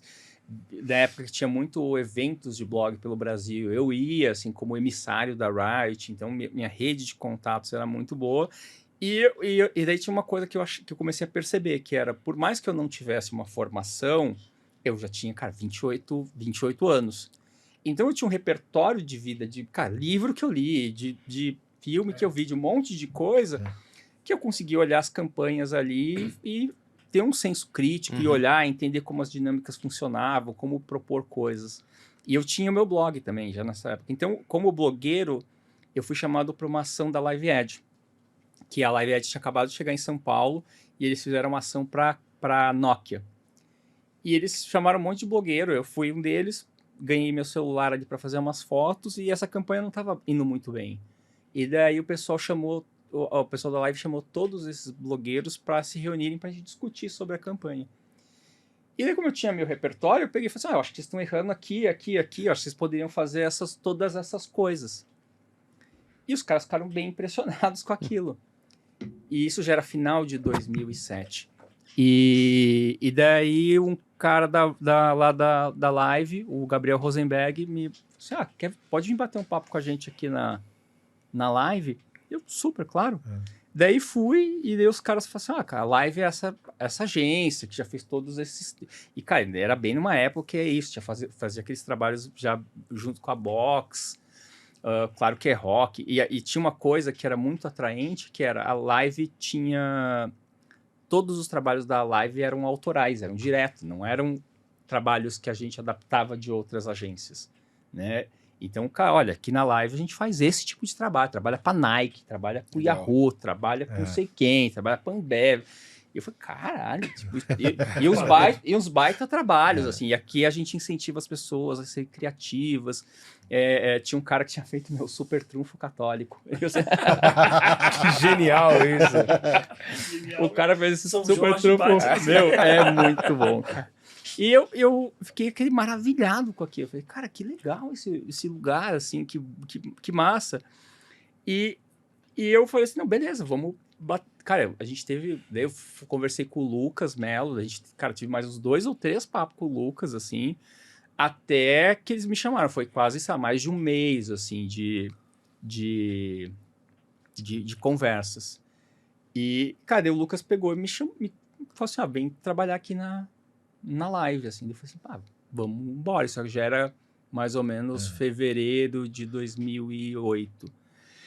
Daí, cara, quando eu cheguei na Live, cara, daí é outra coisa, assim, completamente diferente. Porque a Live, ela estava estabelecida como uma agência muito criativa, né? Porque, assim, a coisa deles era nenhum trabalho pode ser igual ao outro. E tem uma coisa que os trabalhos que a gente precisa fazer, eles precisam ser tão bons e que a ponto das pessoas falarem dele e espalharem ele, a ponto de a gente não precisar de mídia. O que eu acho hoje um romantismo meio muito exagerado. O Paulo Sano uma vez me mostrou, eu falei assim, é verdade. Mas naquela época, e principalmente para mim, eu falei assim, cara, que massa! Isso, assim, e a galera era muito boa, né, cara? Conheci meu sócio lá, conheci o Faco. O Faco tinha começado há pouco tempo na Live. Mas assim, e é isso, na Live, cara, todo mundo era muito legal, todo mundo era muito bom, e todo mundo acreditava muito no que estava fazendo, nos trabalhos. Todo mundo era muito apaixonado. E até nessa coisa dos trabalhos autorais, caiu na minha mão logo que eu entrei, ia ter como é o nome? A Campus Party. E daí na Campus Party, eles falaram assim, vamos gravar um documentário sobre blogs aqui, né?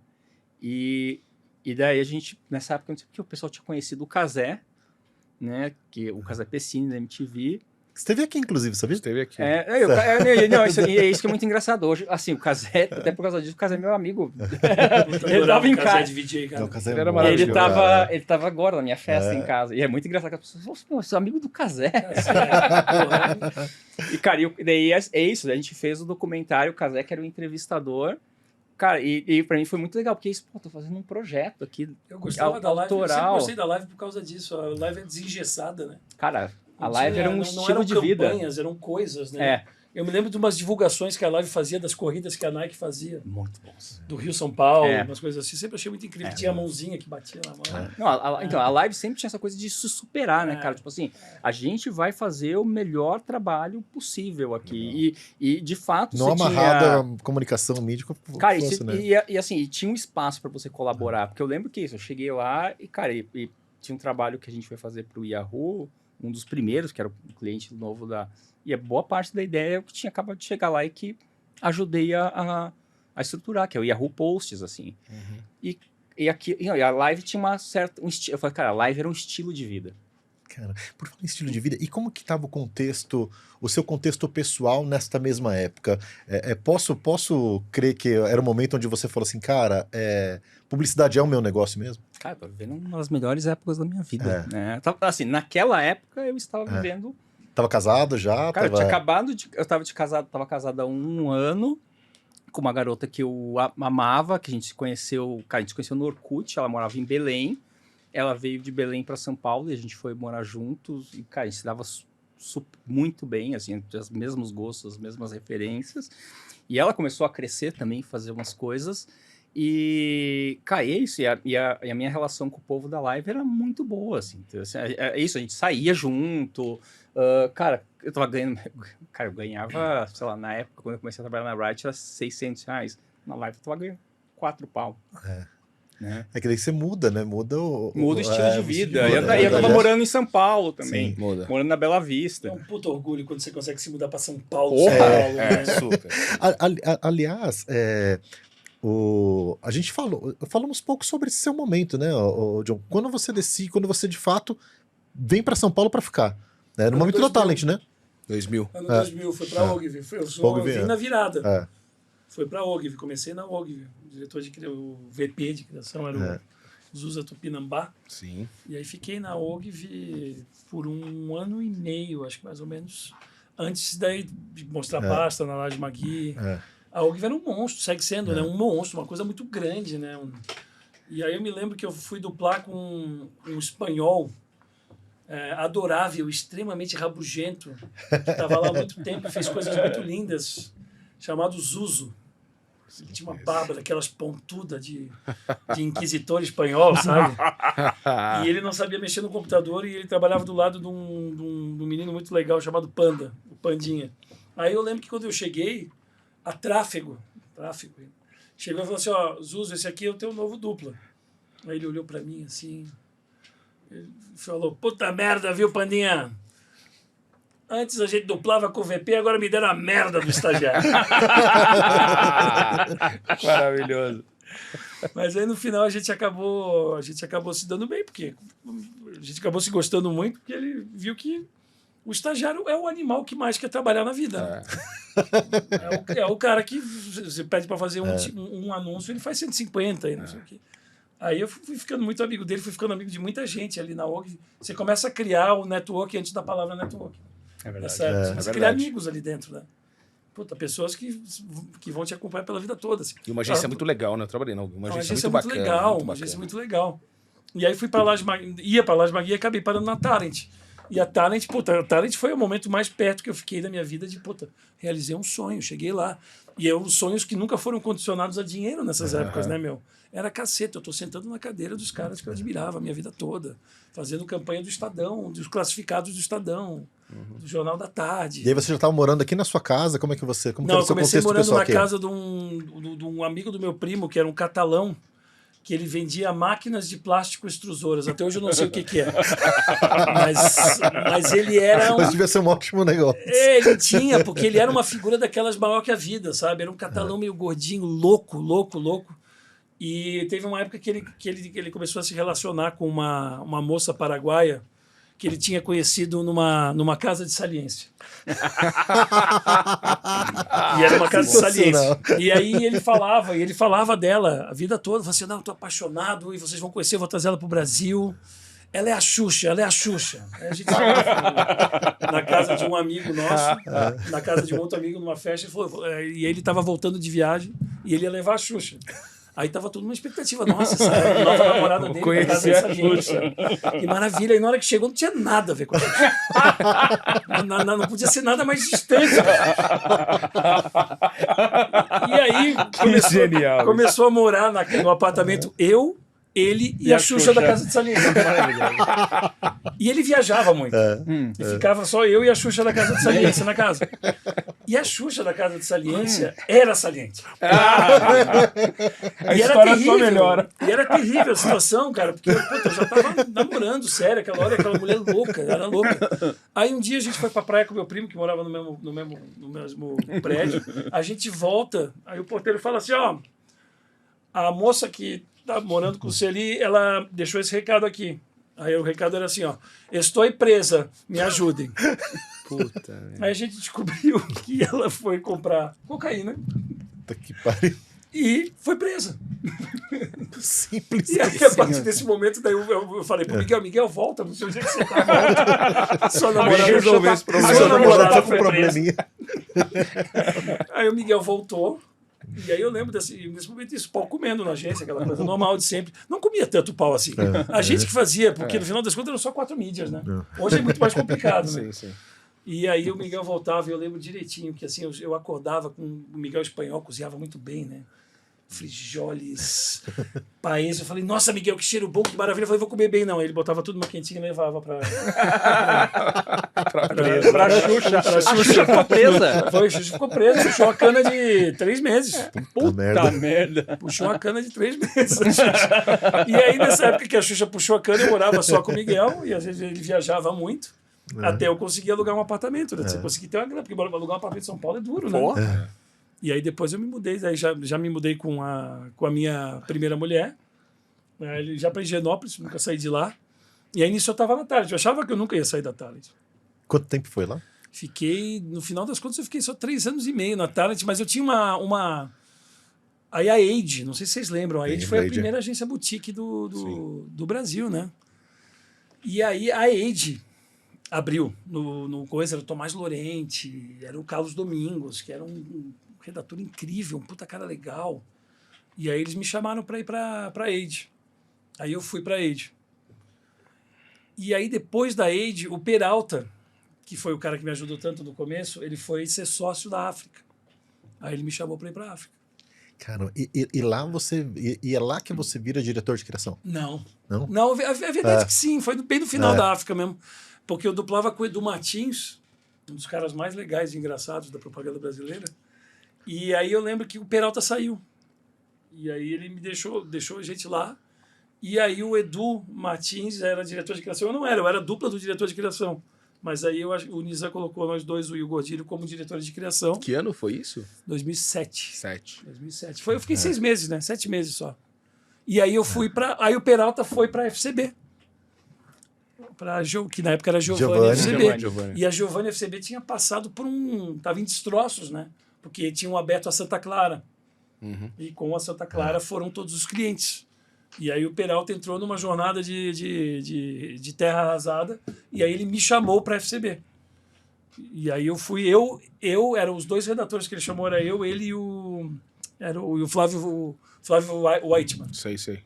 Aí a gente foi para... Não, o Flávio Whiteman acabou não indo, fui só eu. Aí fui para a FCB. Trabalhar com o lendário Paulo Giovanni, que acabou de falecer, cara incrível. E aí na FCB, aí eu conheci minha mulher, a Lica, porque quando eu cheguei lá, eu cheguei como redator, não era diretor de criação. A Lica já era VP de mídia. Já nasceu VP de mídia. Já era presidente do grupo de mídia. Eu não duvido. É verdade, você falando desde que eu conheço a Lica, ela sempre foi... Exatamente. Sempre foi chefe. E aí a gente entrou numa jornada... Engraçado, né? Agências em dificuldade unem as pessoas mais do que agências bem-sucedidas, né? Ah, sim. Porque vocês se unem, vocês fazem um bando ali e vai, né? Então a gente fez um bando ali muito unido, que era eu, a Lica, o Vitão, que era do RTV. Tinha uma galera muito legal de todas as áreas, o Marcelo Magalhães, que depois saiu e não sei o quê. E partiam para as concorrências, né? Que é a melhor escola de criação que existe, é uma concorrência, né? É o que mais une, é o que mais faz com que você tenha uma alta performance. E aí as coisas começaram a dar certo. A gente ganhou a Sky, Sim. Quem contou histórias ótimas da época de Giovanni e tal, passou por aqui, foi o Beto Lima. O Beto Lima Nossa, tem umas ótimas histórias. Lá a gente fez o diretor de criação de Elite, não sei se vocês já viram. Depois eu recomendo assistir, porque na época do Tropa de Elite, a gente filmou, fez o filme, tem 1 milhão de Sério? Vou ver. Depois entra. Na época do Tropa de Elite, a gente fez na Riot o blog do Capitão Nascimento. Que era um cara que você A gente estava nessa aí, só que filmamos tudo. Que legal. Aí tava o Luigi e tudo, e na verdade o Luiz Canadani, que é um grande redator, ele era o Capitão Nascimento. E olha que curiosidade que você falou, né? Que acho que 2007, quando estava para entrar, estava nas piores fases, né? Eu lembro que na Riot a gente colecionava cartão ruim de outras agências. O da Giovanni era Da terrível. Giovanni é horrível. Tinha fotos. Tinha fotos. Foto eu lembro. Tô com foto eu lembro. Sim. Tinha uma mina com um extintor de incêndio. Isso. Pá, cara. Não, o atendimento que tinha foto com extintor de incêndio. Cara, era constrangedor. Era muito ruim isso. Esse cara, desculpa a galera do Giovanni. O mas meu era foda. cartão, até hoje tem gente que quando viu meu Tinha cartão, foto. porque eu tirei o cartão com uma camisa que era dividida aqui, com 2 cores, que era vermelho e branco. Até hoje tem gente que me chama de meia marguerita, meio calabresa.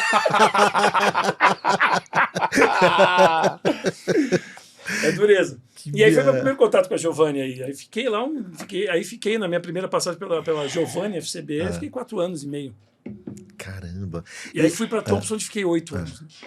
E aí, Ricardo, é o seguinte, vamos a emoção de ver o primeiro anúncio, a primeira marca e tal. E o universo das premiações, né? Quando é que esse universo começa a ficar perto de você, que você vai ganhando prêmios? Como que foi a emoção desse momento aí?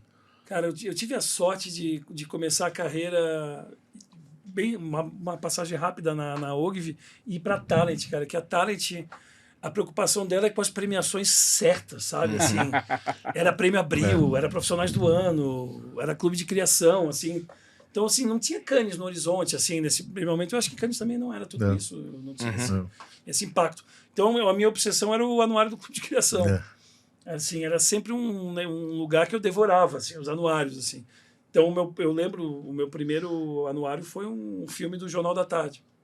Era um filmezinho legal até, dizendo que os repórteres faziam de tudo para pegar. Então, tinha um vendedor de balão, que na verdade era repórter, o cara que estava dentro do porta-luva do carro para pegar um esquema.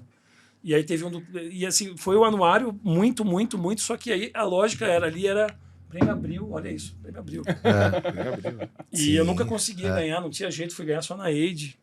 Eu só fui botar, assim, e ter interesse em Cannes quando eu fui para Giovanni FCB. Que ali eu via, assim, tinha um foco muito grande com isso, mas assim, eu fui ganhar por exemplo, um leão só quando eu tinha já 10 anos de carreira. Meu primeiro shortlist de Cannes foi na Ogilvy, que eu gosto desse anúncio até hoje.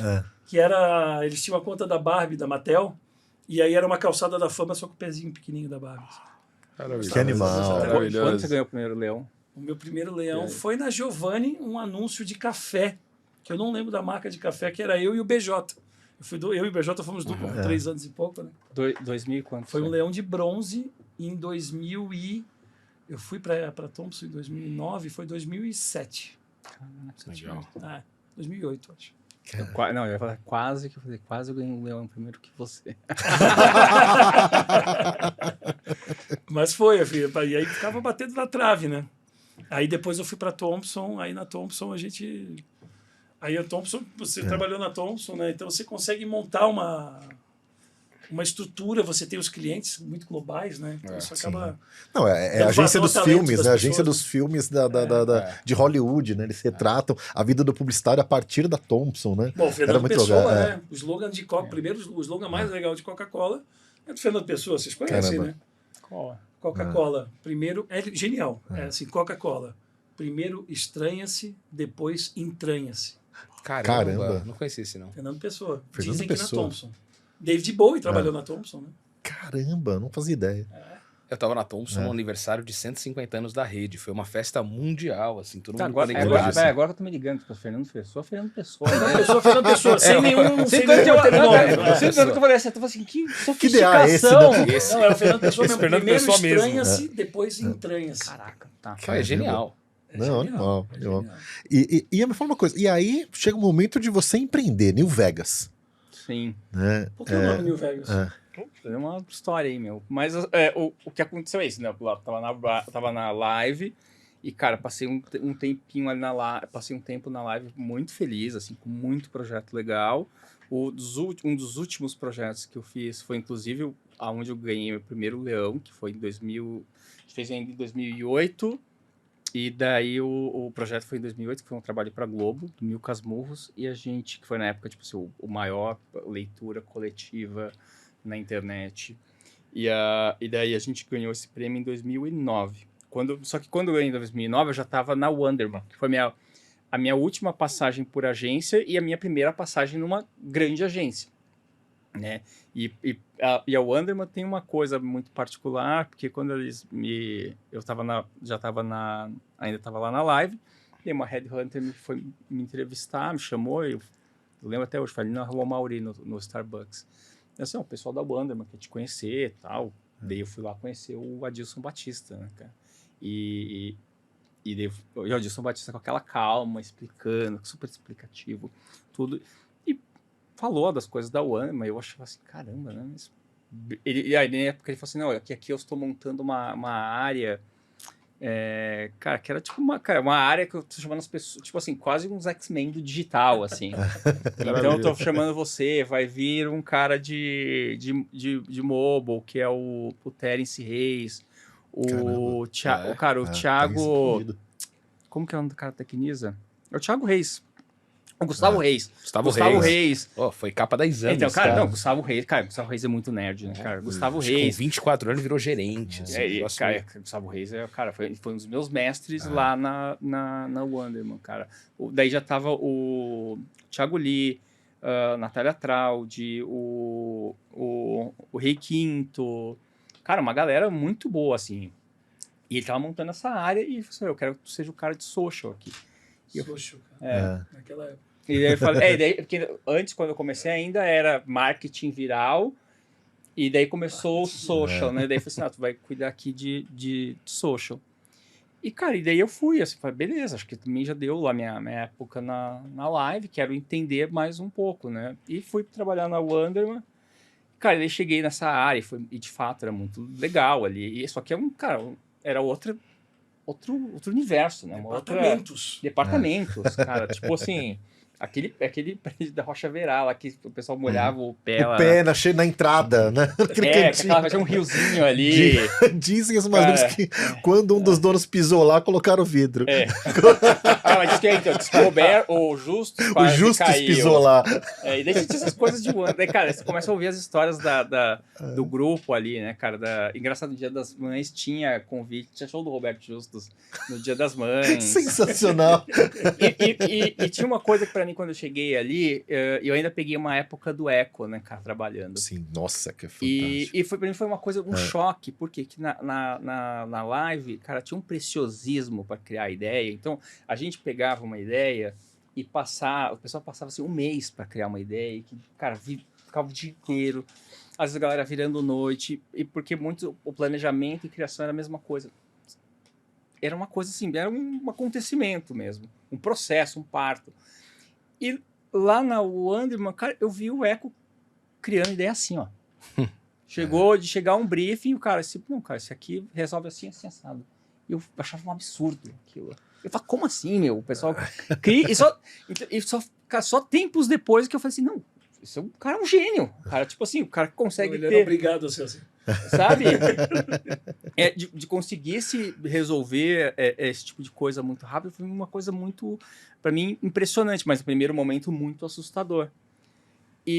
Mas daí aconteceu que aquele negócio, que o Nizam tentou levar o Eco e o Adilson, o Roberto não deixou, daí ele levou para Yang, os dois para Yang, que não ficaram muito tempo lá, e daí começou uma revolução ali na Wonderman. Daí chegou o Paulo Sana, chegou o Rei Quinto, ficou meio por conta de planejamento, trouxe mais a Cris Roth, que veio cuidar de mídia, e eu tava meio perdido ali ainda, né? Então não sabia se eu ficava...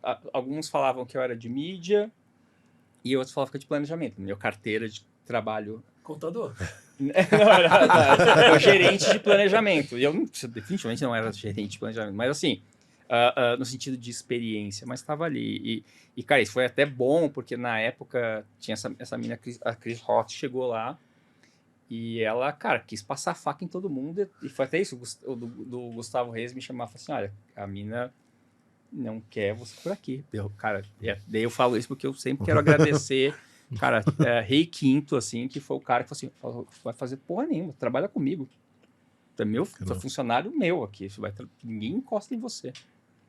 E, cara, e por conta disso, eu fiquei lá mais um tempo fazendo bons trabalhos com o Rei, assim. Então, cara, fica aqui o meu agradecimento público, Reinaldo Quinto, um cara muito massa, que me defendeu muito bem lá dentro da Wonderman e me permitiu ficar mais alguns tempos, onde aprendi muita coisa, fiz projetos muito legais, assim, com umas marcas, conheci muita gente, cara, gente que eu conheço até hoje, assim, do mercado, o Mastrocola era de lá, uma galera muito foda que enfim, fui vendo no mercado depois e cai. Mas aí chegou uma época, final de 2009, eu falei assim, cara, eu não aguento mais trabalhar em agência. Que eu falava assim, mas eu tenho uma espécie de rebeldia, assim, mas você, cara, eu não aguento mais trabalhar em agência. E eu acho que essa questão de social, ele vai para muito além do que agência. Então eu quero descobrir o mundo, quero aonde dá para se aplicar. E na época eu já via gente, sei lá, cara, umas startups, eu via a galera de política. E eu falei assim, e uma galera queria trabalhar comigo. Vamos trabalhar junto. E daí eu peguei, larguei e fui trabalhar de tudo que aparecesse na minha frente. Daí trabalhei com política, trabalhei com startup, trabalhei lá para umas coisas na Infoglobo, trabalhei com RBS. Cara, na época aqui da RBS, nem lembro com quem eu trabalhava. O pessoal com o Planet, que depois fez lá, tem o Target, o Cris. E, cara, voltei a trabalhar para o Wonderman, umas coisas. E beleza. Cara, daí mais ou menos ali pro final. E daí nessa época, eu vi a Ana Laura e a Lala e montaram a Remix, né, a agência ali. E para mim, quando elas montaram a Remix, eu falei assim, nossa, dá para criar uma agência. As meninas criaram uma agência, porra. Né? Então, assim, e eu comecei a ficar com aquilo na minha cabeça de criar uma agência. Eu falei assim, pô, as meninas criaram uma agência, dá pra criar uma agência. E daí teve uma época que, nessa de fazer freela, o Gustavo Reis, ele tava na Macan.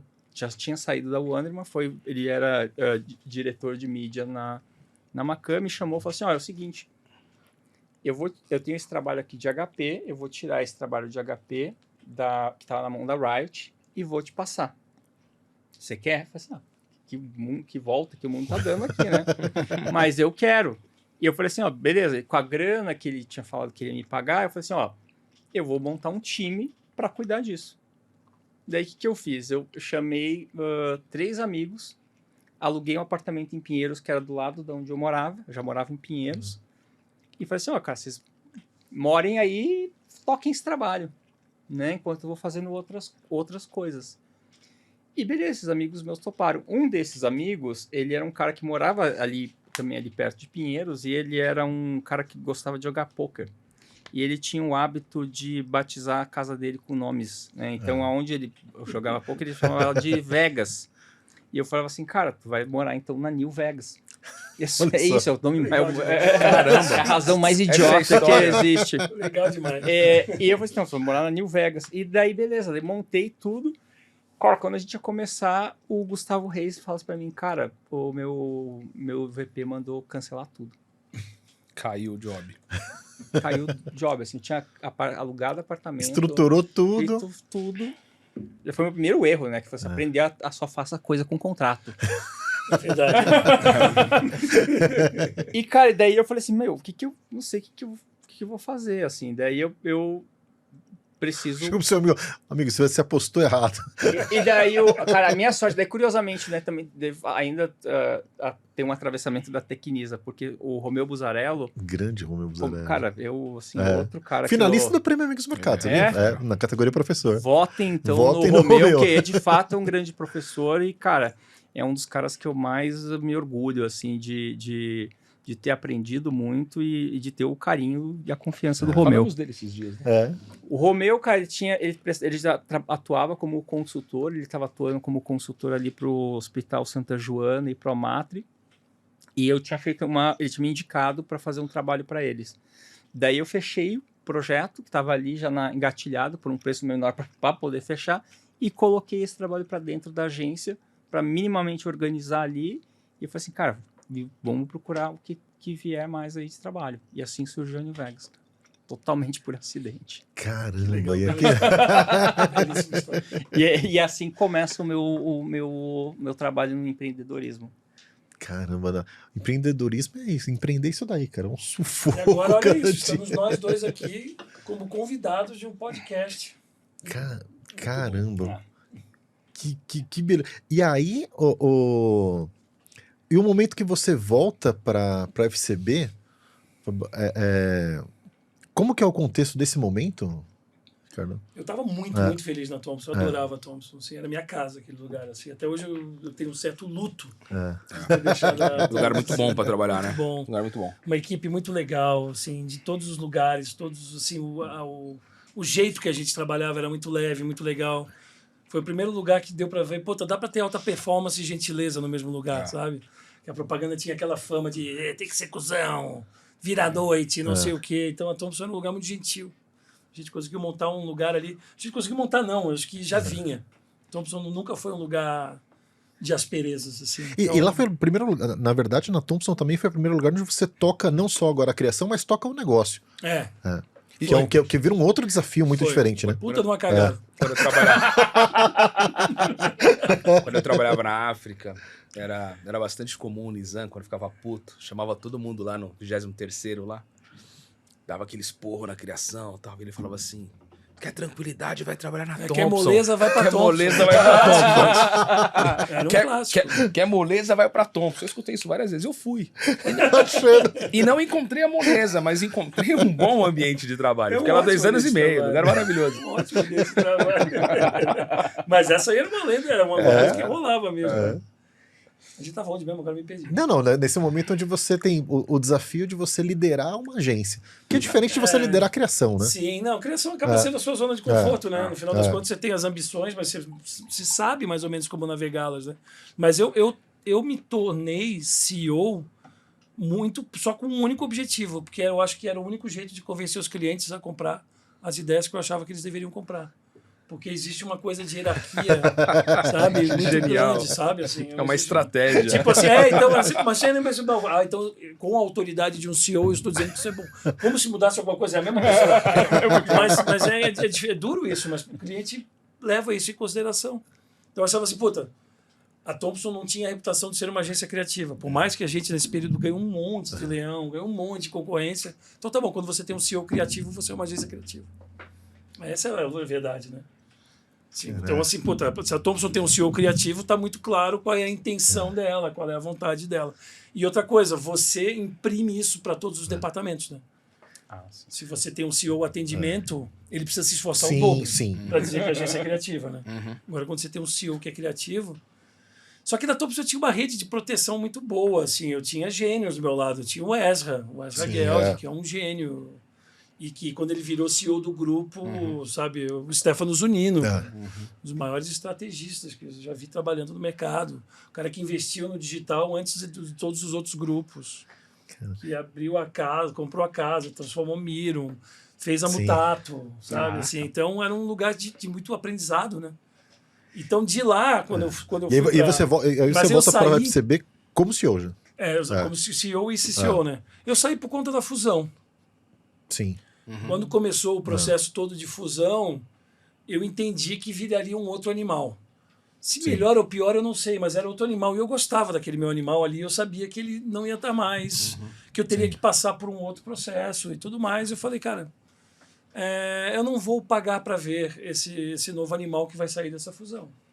Sim. E aí eu tinha uma relação afetiva muito grande com a FCB. Eu era muito amigo do Aurélio Lopes, que era o CEO na época. Sim. E eu perguntei, tem vaga? Como é que você está lá? Sabe, eu comecei a me mexer. Ele falou, cara, tem vaga, a minha. Ele já estava no processo de querer sair da propaganda, dar um tempo, não sei o quê. E aí ele começou a fazer as conversas. Primeiro eu conversei com o Carter Murray, que era o CEO global.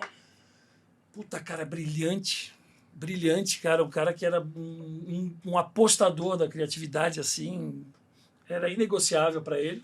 Aí conheci a minha chefe, que é a Susan Creedle, que criou os MMs, os bonequinhos legais. Caraca, Puta que merda. Deu a personalidade para cada um deles. E é uma rede muito sensacional, muito humana, sabe? Uma rede que falou, a gente é pequeno entre os gigantes, se a gente não for criativo, a gente não é nada.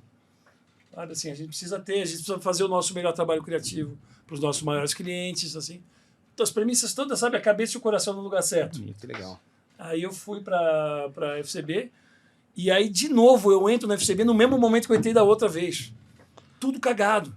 Porque porque um pouquinho antes de eu começar, a FCB tinha abrido mão de Nivea globalmente, que no mundo inteiro era pequeno, mas no Brasil era o segundo maior cliente. Isso antes de eu entrar. Mondelez tinha perdido a concorrência global, era o terceiro maior cliente. Quando eu botei o pé na agência, a SK entrou em concorrência. Então eu cheguei numa tempestade perfeita, horrorosa. E a pandemia, né? Não, a pandemia veio 4, 5 meses depois. Assim. Eu Nossa, é uma merda. E aí, sim, puta, aí eu contratei pessoas, assim, porque eu estava muito convicto, assim, que muito do que eu acho que deu certo na Thomson foi realmente fugir um pouco do que se espera da Thomson. Então, foi uma aposta muito grande em conteúdo. Então, quando a gente chegou na FCB ali, eu falei, cara, a gente tem que trabalhar na velocidade do conteúdo sem perder o craft da propaganda. Eu sou o craft da propaganda, de alguma maneira eu sou, Sim, pela origem. mas eu não tenho a velocidade do conteúdo. Eu preciso trazer umas pessoas diferentes aqui. Aí eu trouxe a Ana Marta Silveira, que é uma gênia, que para tocar a criação, porque ela ia dar algo que eu não saberia fazer. Eu não tinha contatos com pessoas. E a Ana Marta era minha cliente, né? A Ana Marta foi minha cliente de Olímpicos, né? Na Thomson, né? E o criativo, normalmente, ele é um bicho mimado. O criativo tradicional, desculpa, eu sou também, então fique tranquilo. Falando aqui com o Crespo, assim, né? É um bicho mimado, porque o criativo de grandes agências é um bicho mimado. Sim. Porque ele pega um roteiro e fala pro produtor assim, ó, daqui. Acho umas produtoras, e aí depois eu vejo, ele tem um assistente, quando é o caso do diretor de arte. O criativo que tem o background de conteúdo, que tem o background do digital, ele não é mimado. Ele fala assim, ó, eu vou produzir isso aqui com 80 mil reais, porque eu sei o que dá. Eu tenho uma produtora, eu vou ligar para isso, vou não sei o quê. Faco. Entendeu? É uma galera que se vira, né, meu? E eu venho de uma... E a minha galera não era assim. Hoje em dia é impossível mais ser isso, né? Mas durante muito tempo foi. Então eu trouxe pessoas que incomodaram o status quo. Então a nossa entrada, assim, quando eu falei velocidade do conteúdo, o craft da propaganda inteiro fugiu quase, praticamente. Foi um momento difícil, assim. Então, aí depois, assim, porque eu fiquei acreditando durante muito tempo nessa mescla, né? Eu acho que esses dois mundos, eles precisam se bater, precisa formar um terceiro animal. Precisa se bater, precisa formar um terceiro animal.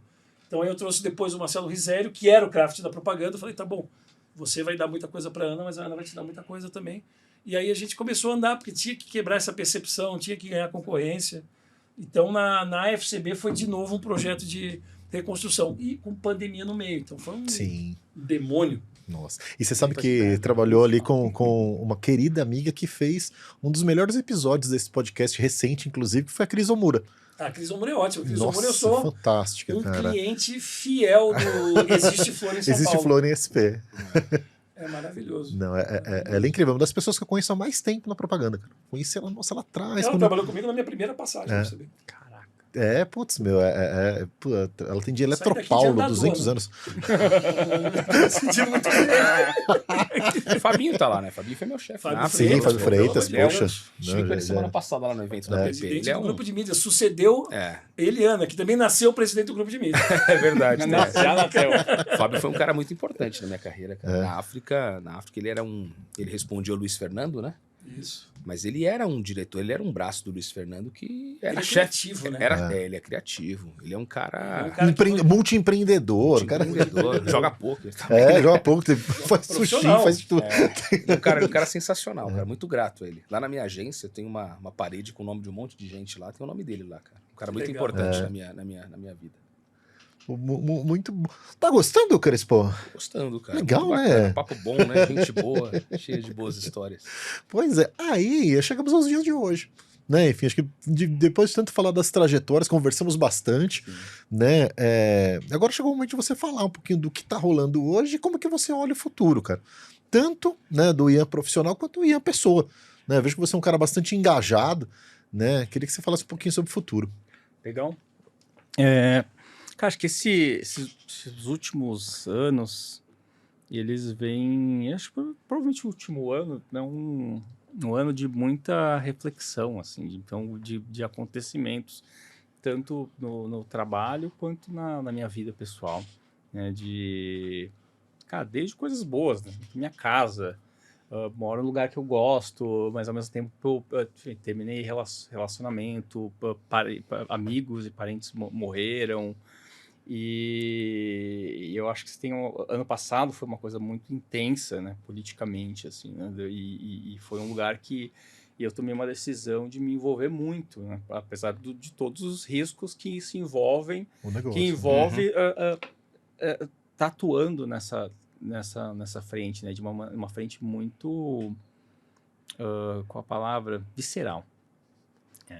E acho que serviu, de certa forma, para que, ao mesmo tempo, separasse um pouco das relações. Então, de fato, tem pessoas com quem eu não tenho mais relação, mas, ao mesmo tempo, eu percebo que eu construí uma rede muito forte. Assim, eu comecei a perceber também que eu tinha o respeito e admiração de muita gente, assim, do mercado, assim, que para mim é algo muito importante. Eu acho que esse ano é marcado por isso também, uma abertura minha que eu fui percebendo ao longo de toda a minha trajetória, que eu sempre fui uma pessoa que foi negando autoridades, renegando autoridades. De certa forma, a minha agência é um jeito de eu poder fazer as coisas do jeito que eu quisesse, sem precisar ter chefe, sem precisar ter autoridade. Mas, ao mesmo tempo, eu vou percebendo o quão importante é nutrir não só um respeito, mas uma relação mesmo com pessoas que são mestres, né? Eu chamo de mestres, que são pessoas para mim que estão no mercado há muito tempo, que estão, cara, em agências. O John, para mim, é um desses caras. A Lica é uma dessas pessoas, né? O Bazinho, né, cara, que é meu sócio e, de certa forma, também me chamo de chefe, né, cara? Márcio Esteves e uma série de pessoas, o Gordilho, que tem uma... Então, para mim chegar hoje e falar assim, porra, eu conheço essas pessoas e essas pessoas me conhecem, essas Você joga com os pessoas craques, né, cara? me respeitam. Eu acho que são um dos maiores tesouros, assim, para mim como profissional, sabe? De alguém que tem uma trajetória muito pouco ortodoxa, né? E que escrevi a minha história de uma maneira muito específica, mas chegar aqui e ter esse reconhecimento, para mim, é muito, muito legal. Então, ao mesmo tempo em que eu continuo, sim, com uma postura muito crítica, e eu acho que tem que ser isso, porque eu acho que a gente tem que qualificar cada vez mais o nosso debate no mercado da propaganda, porque eu acho que isso é o que faz com que a gente evolua, né, e de uma maneira muito civilizada. Para mim, eu entendo que expandir essa relação e reconhecer essas autoridades faz parte desse momento, assim, de amadurecimento. Então, eu vejo esse momento como um começo de uma fase nova, assim, da minha vida, assim, que é uma fase mais serena e mais madura, mas sem perder a essência. A essência, né? Sem perder a crítica. Com muita responsabilidade, mas com o poder de agora, enfim, o que você fala, é como a gente estava comentando aqui, né? O que você fala, o que você escreve, as pessoas estão vendo. Sim. As pessoas estão, sabe, é uma opinião a ser ouvida, porque sabe que dali não virá algo... uma platitude. Né? Na platitude, exatamente, virá algo contundente, sabe, e com o cuidado que se tem de quem, enfim... tá ali entre os grandes também. E eu acho que até uma das coisas que marcam isso foi que esse ano, pela primeira vez, eu fui para Cannes, né? É uma coisa que eu, por mais que tenha ganhado, eu ganhei em 2009 e em 2010. Mas desde que a agência foi criada, eu nunca me interessei por prêmios, né? E por uma questão meio quase de posicionamento, assim, da agência. E nos últimos tempos eu também fui começar a me relacionar um pouco melhor que isso, até também para honrar um pouco que eu sou chamado para o júri do F já há alguns anos. Então é isso também, até para retribuir esse tipo de coisa, também passar a me envolver um pouco mais. E ter ido para Cannes foi também muito legal porque eu pude encontrar e reencontrar muita gente, ou encontrar pessoas que eu só conheço de nome e perceber o carinho e o respeito delas, assim. Então, ter estado em Cannes também teve essa contribuição a esse meu momento. Então, é isso que eu estou vivendo agora. Ianzinho, Paz e Amor aí, mas... Ianzinho, Paz e Ianzinho, Amor. Paz e Amor, Você colocar essa hashtag depois de todos os textos. Ianzinho, Paz e Amor é muito bom. Já fez o nosso melhor corte, teremos esse corte está sinalizado, tá? Mas assim, mas é isso, sempre fazendo, cara, observações e críticas que precisam ser, e de novo, Sim. sempre pontuando, né, que são sempre debates, né, e nunca são ataques às pessoas, porque mais do que tudo eu, cara, admiro mais do que nunca as pessoas com quem eu trabalho e honro muito, muito elas. Então, é isso. Hoje, quantas pessoas lá com você? A gente está mais ou menos umas 50 pessoas, e que varia de acordo com o projeto, porque quando a gente trabalha muito por projeto, e os projetos se diferenciam um dos outros, às vezes pode aumentar rapidamente e diminuir. Que bacana. Eu tenho certeza que muitos deles assistiram esse episódio para conhecer um pouco melhor da sua história e devem estar orgulhosos da história que ouviram. Só agradeço. E você, Ricardo John, como que é hoje o seu momento e para onde que você está olhando? Meu? Tanto como profissional quanto como pessoa. Esses dois, eles precisam inevitavelmente se cruzar, né? Se você é duas pessoas, você tem um problema muito sério. Durante muito tempo você desenvolvia personagens. Né? Eu não sei, assim, eu acho que a gente vive um período muito histérico, o volume está muito alto. Sabe, o Cassu escreveu uma coisa, eu adoro tudo que o Cassu escreve, mas ele escreveu uma coisa que eu adorei, que ele falou, puta, eu tenho pena dos tímidos, cara, dos acanhados nessa geração de sucessos e louros excessivos, cara. Voltando ao Fernando Pessoa, primeiro Estranhos, depois de Trânsito, ele tem um poema dele que ele fala que todos os meus amigos são campeões em tudo. Eu tenho a sensação que a gente está vivendo numa fase que todo mundo é campeão em tudo, né? Então, ai de quem não for campeão, né? Então, assim, puta, o que eu desejaria, o que eu quero para o futuro é a invisibilidade, sabe? Assim, eu queria que a gente voltasse a ser low profile e a gente se foque no nosso trabalho. E a gente não necessite falar mais sobre o trabalho do que trabalhar, assim, porque a gente está num momento meio histérico, uma moratória de vaidade, sabe? Por 1 ano, 2 anos, assim, porque eu acho que ela passou do ponto, sabe? O conteúdo está menos importante do que o que se fala sobre ele, assim. Então, puta, eu queria um futuro que a gente só trampasse, sabe? Que a gente fosse relevante pelo trabalho, tudo, porque tá dando ânsia esse negócio, sabe? Assim, então, acho que... E isso, para mim, coincide com o momento de família, assim, sabe? Eu tô há muito tempo nesse negócio já, né? Tô um tempão já como CEO, como CCO, da minha mulher, como eu já disse, nasceu VP de mídia.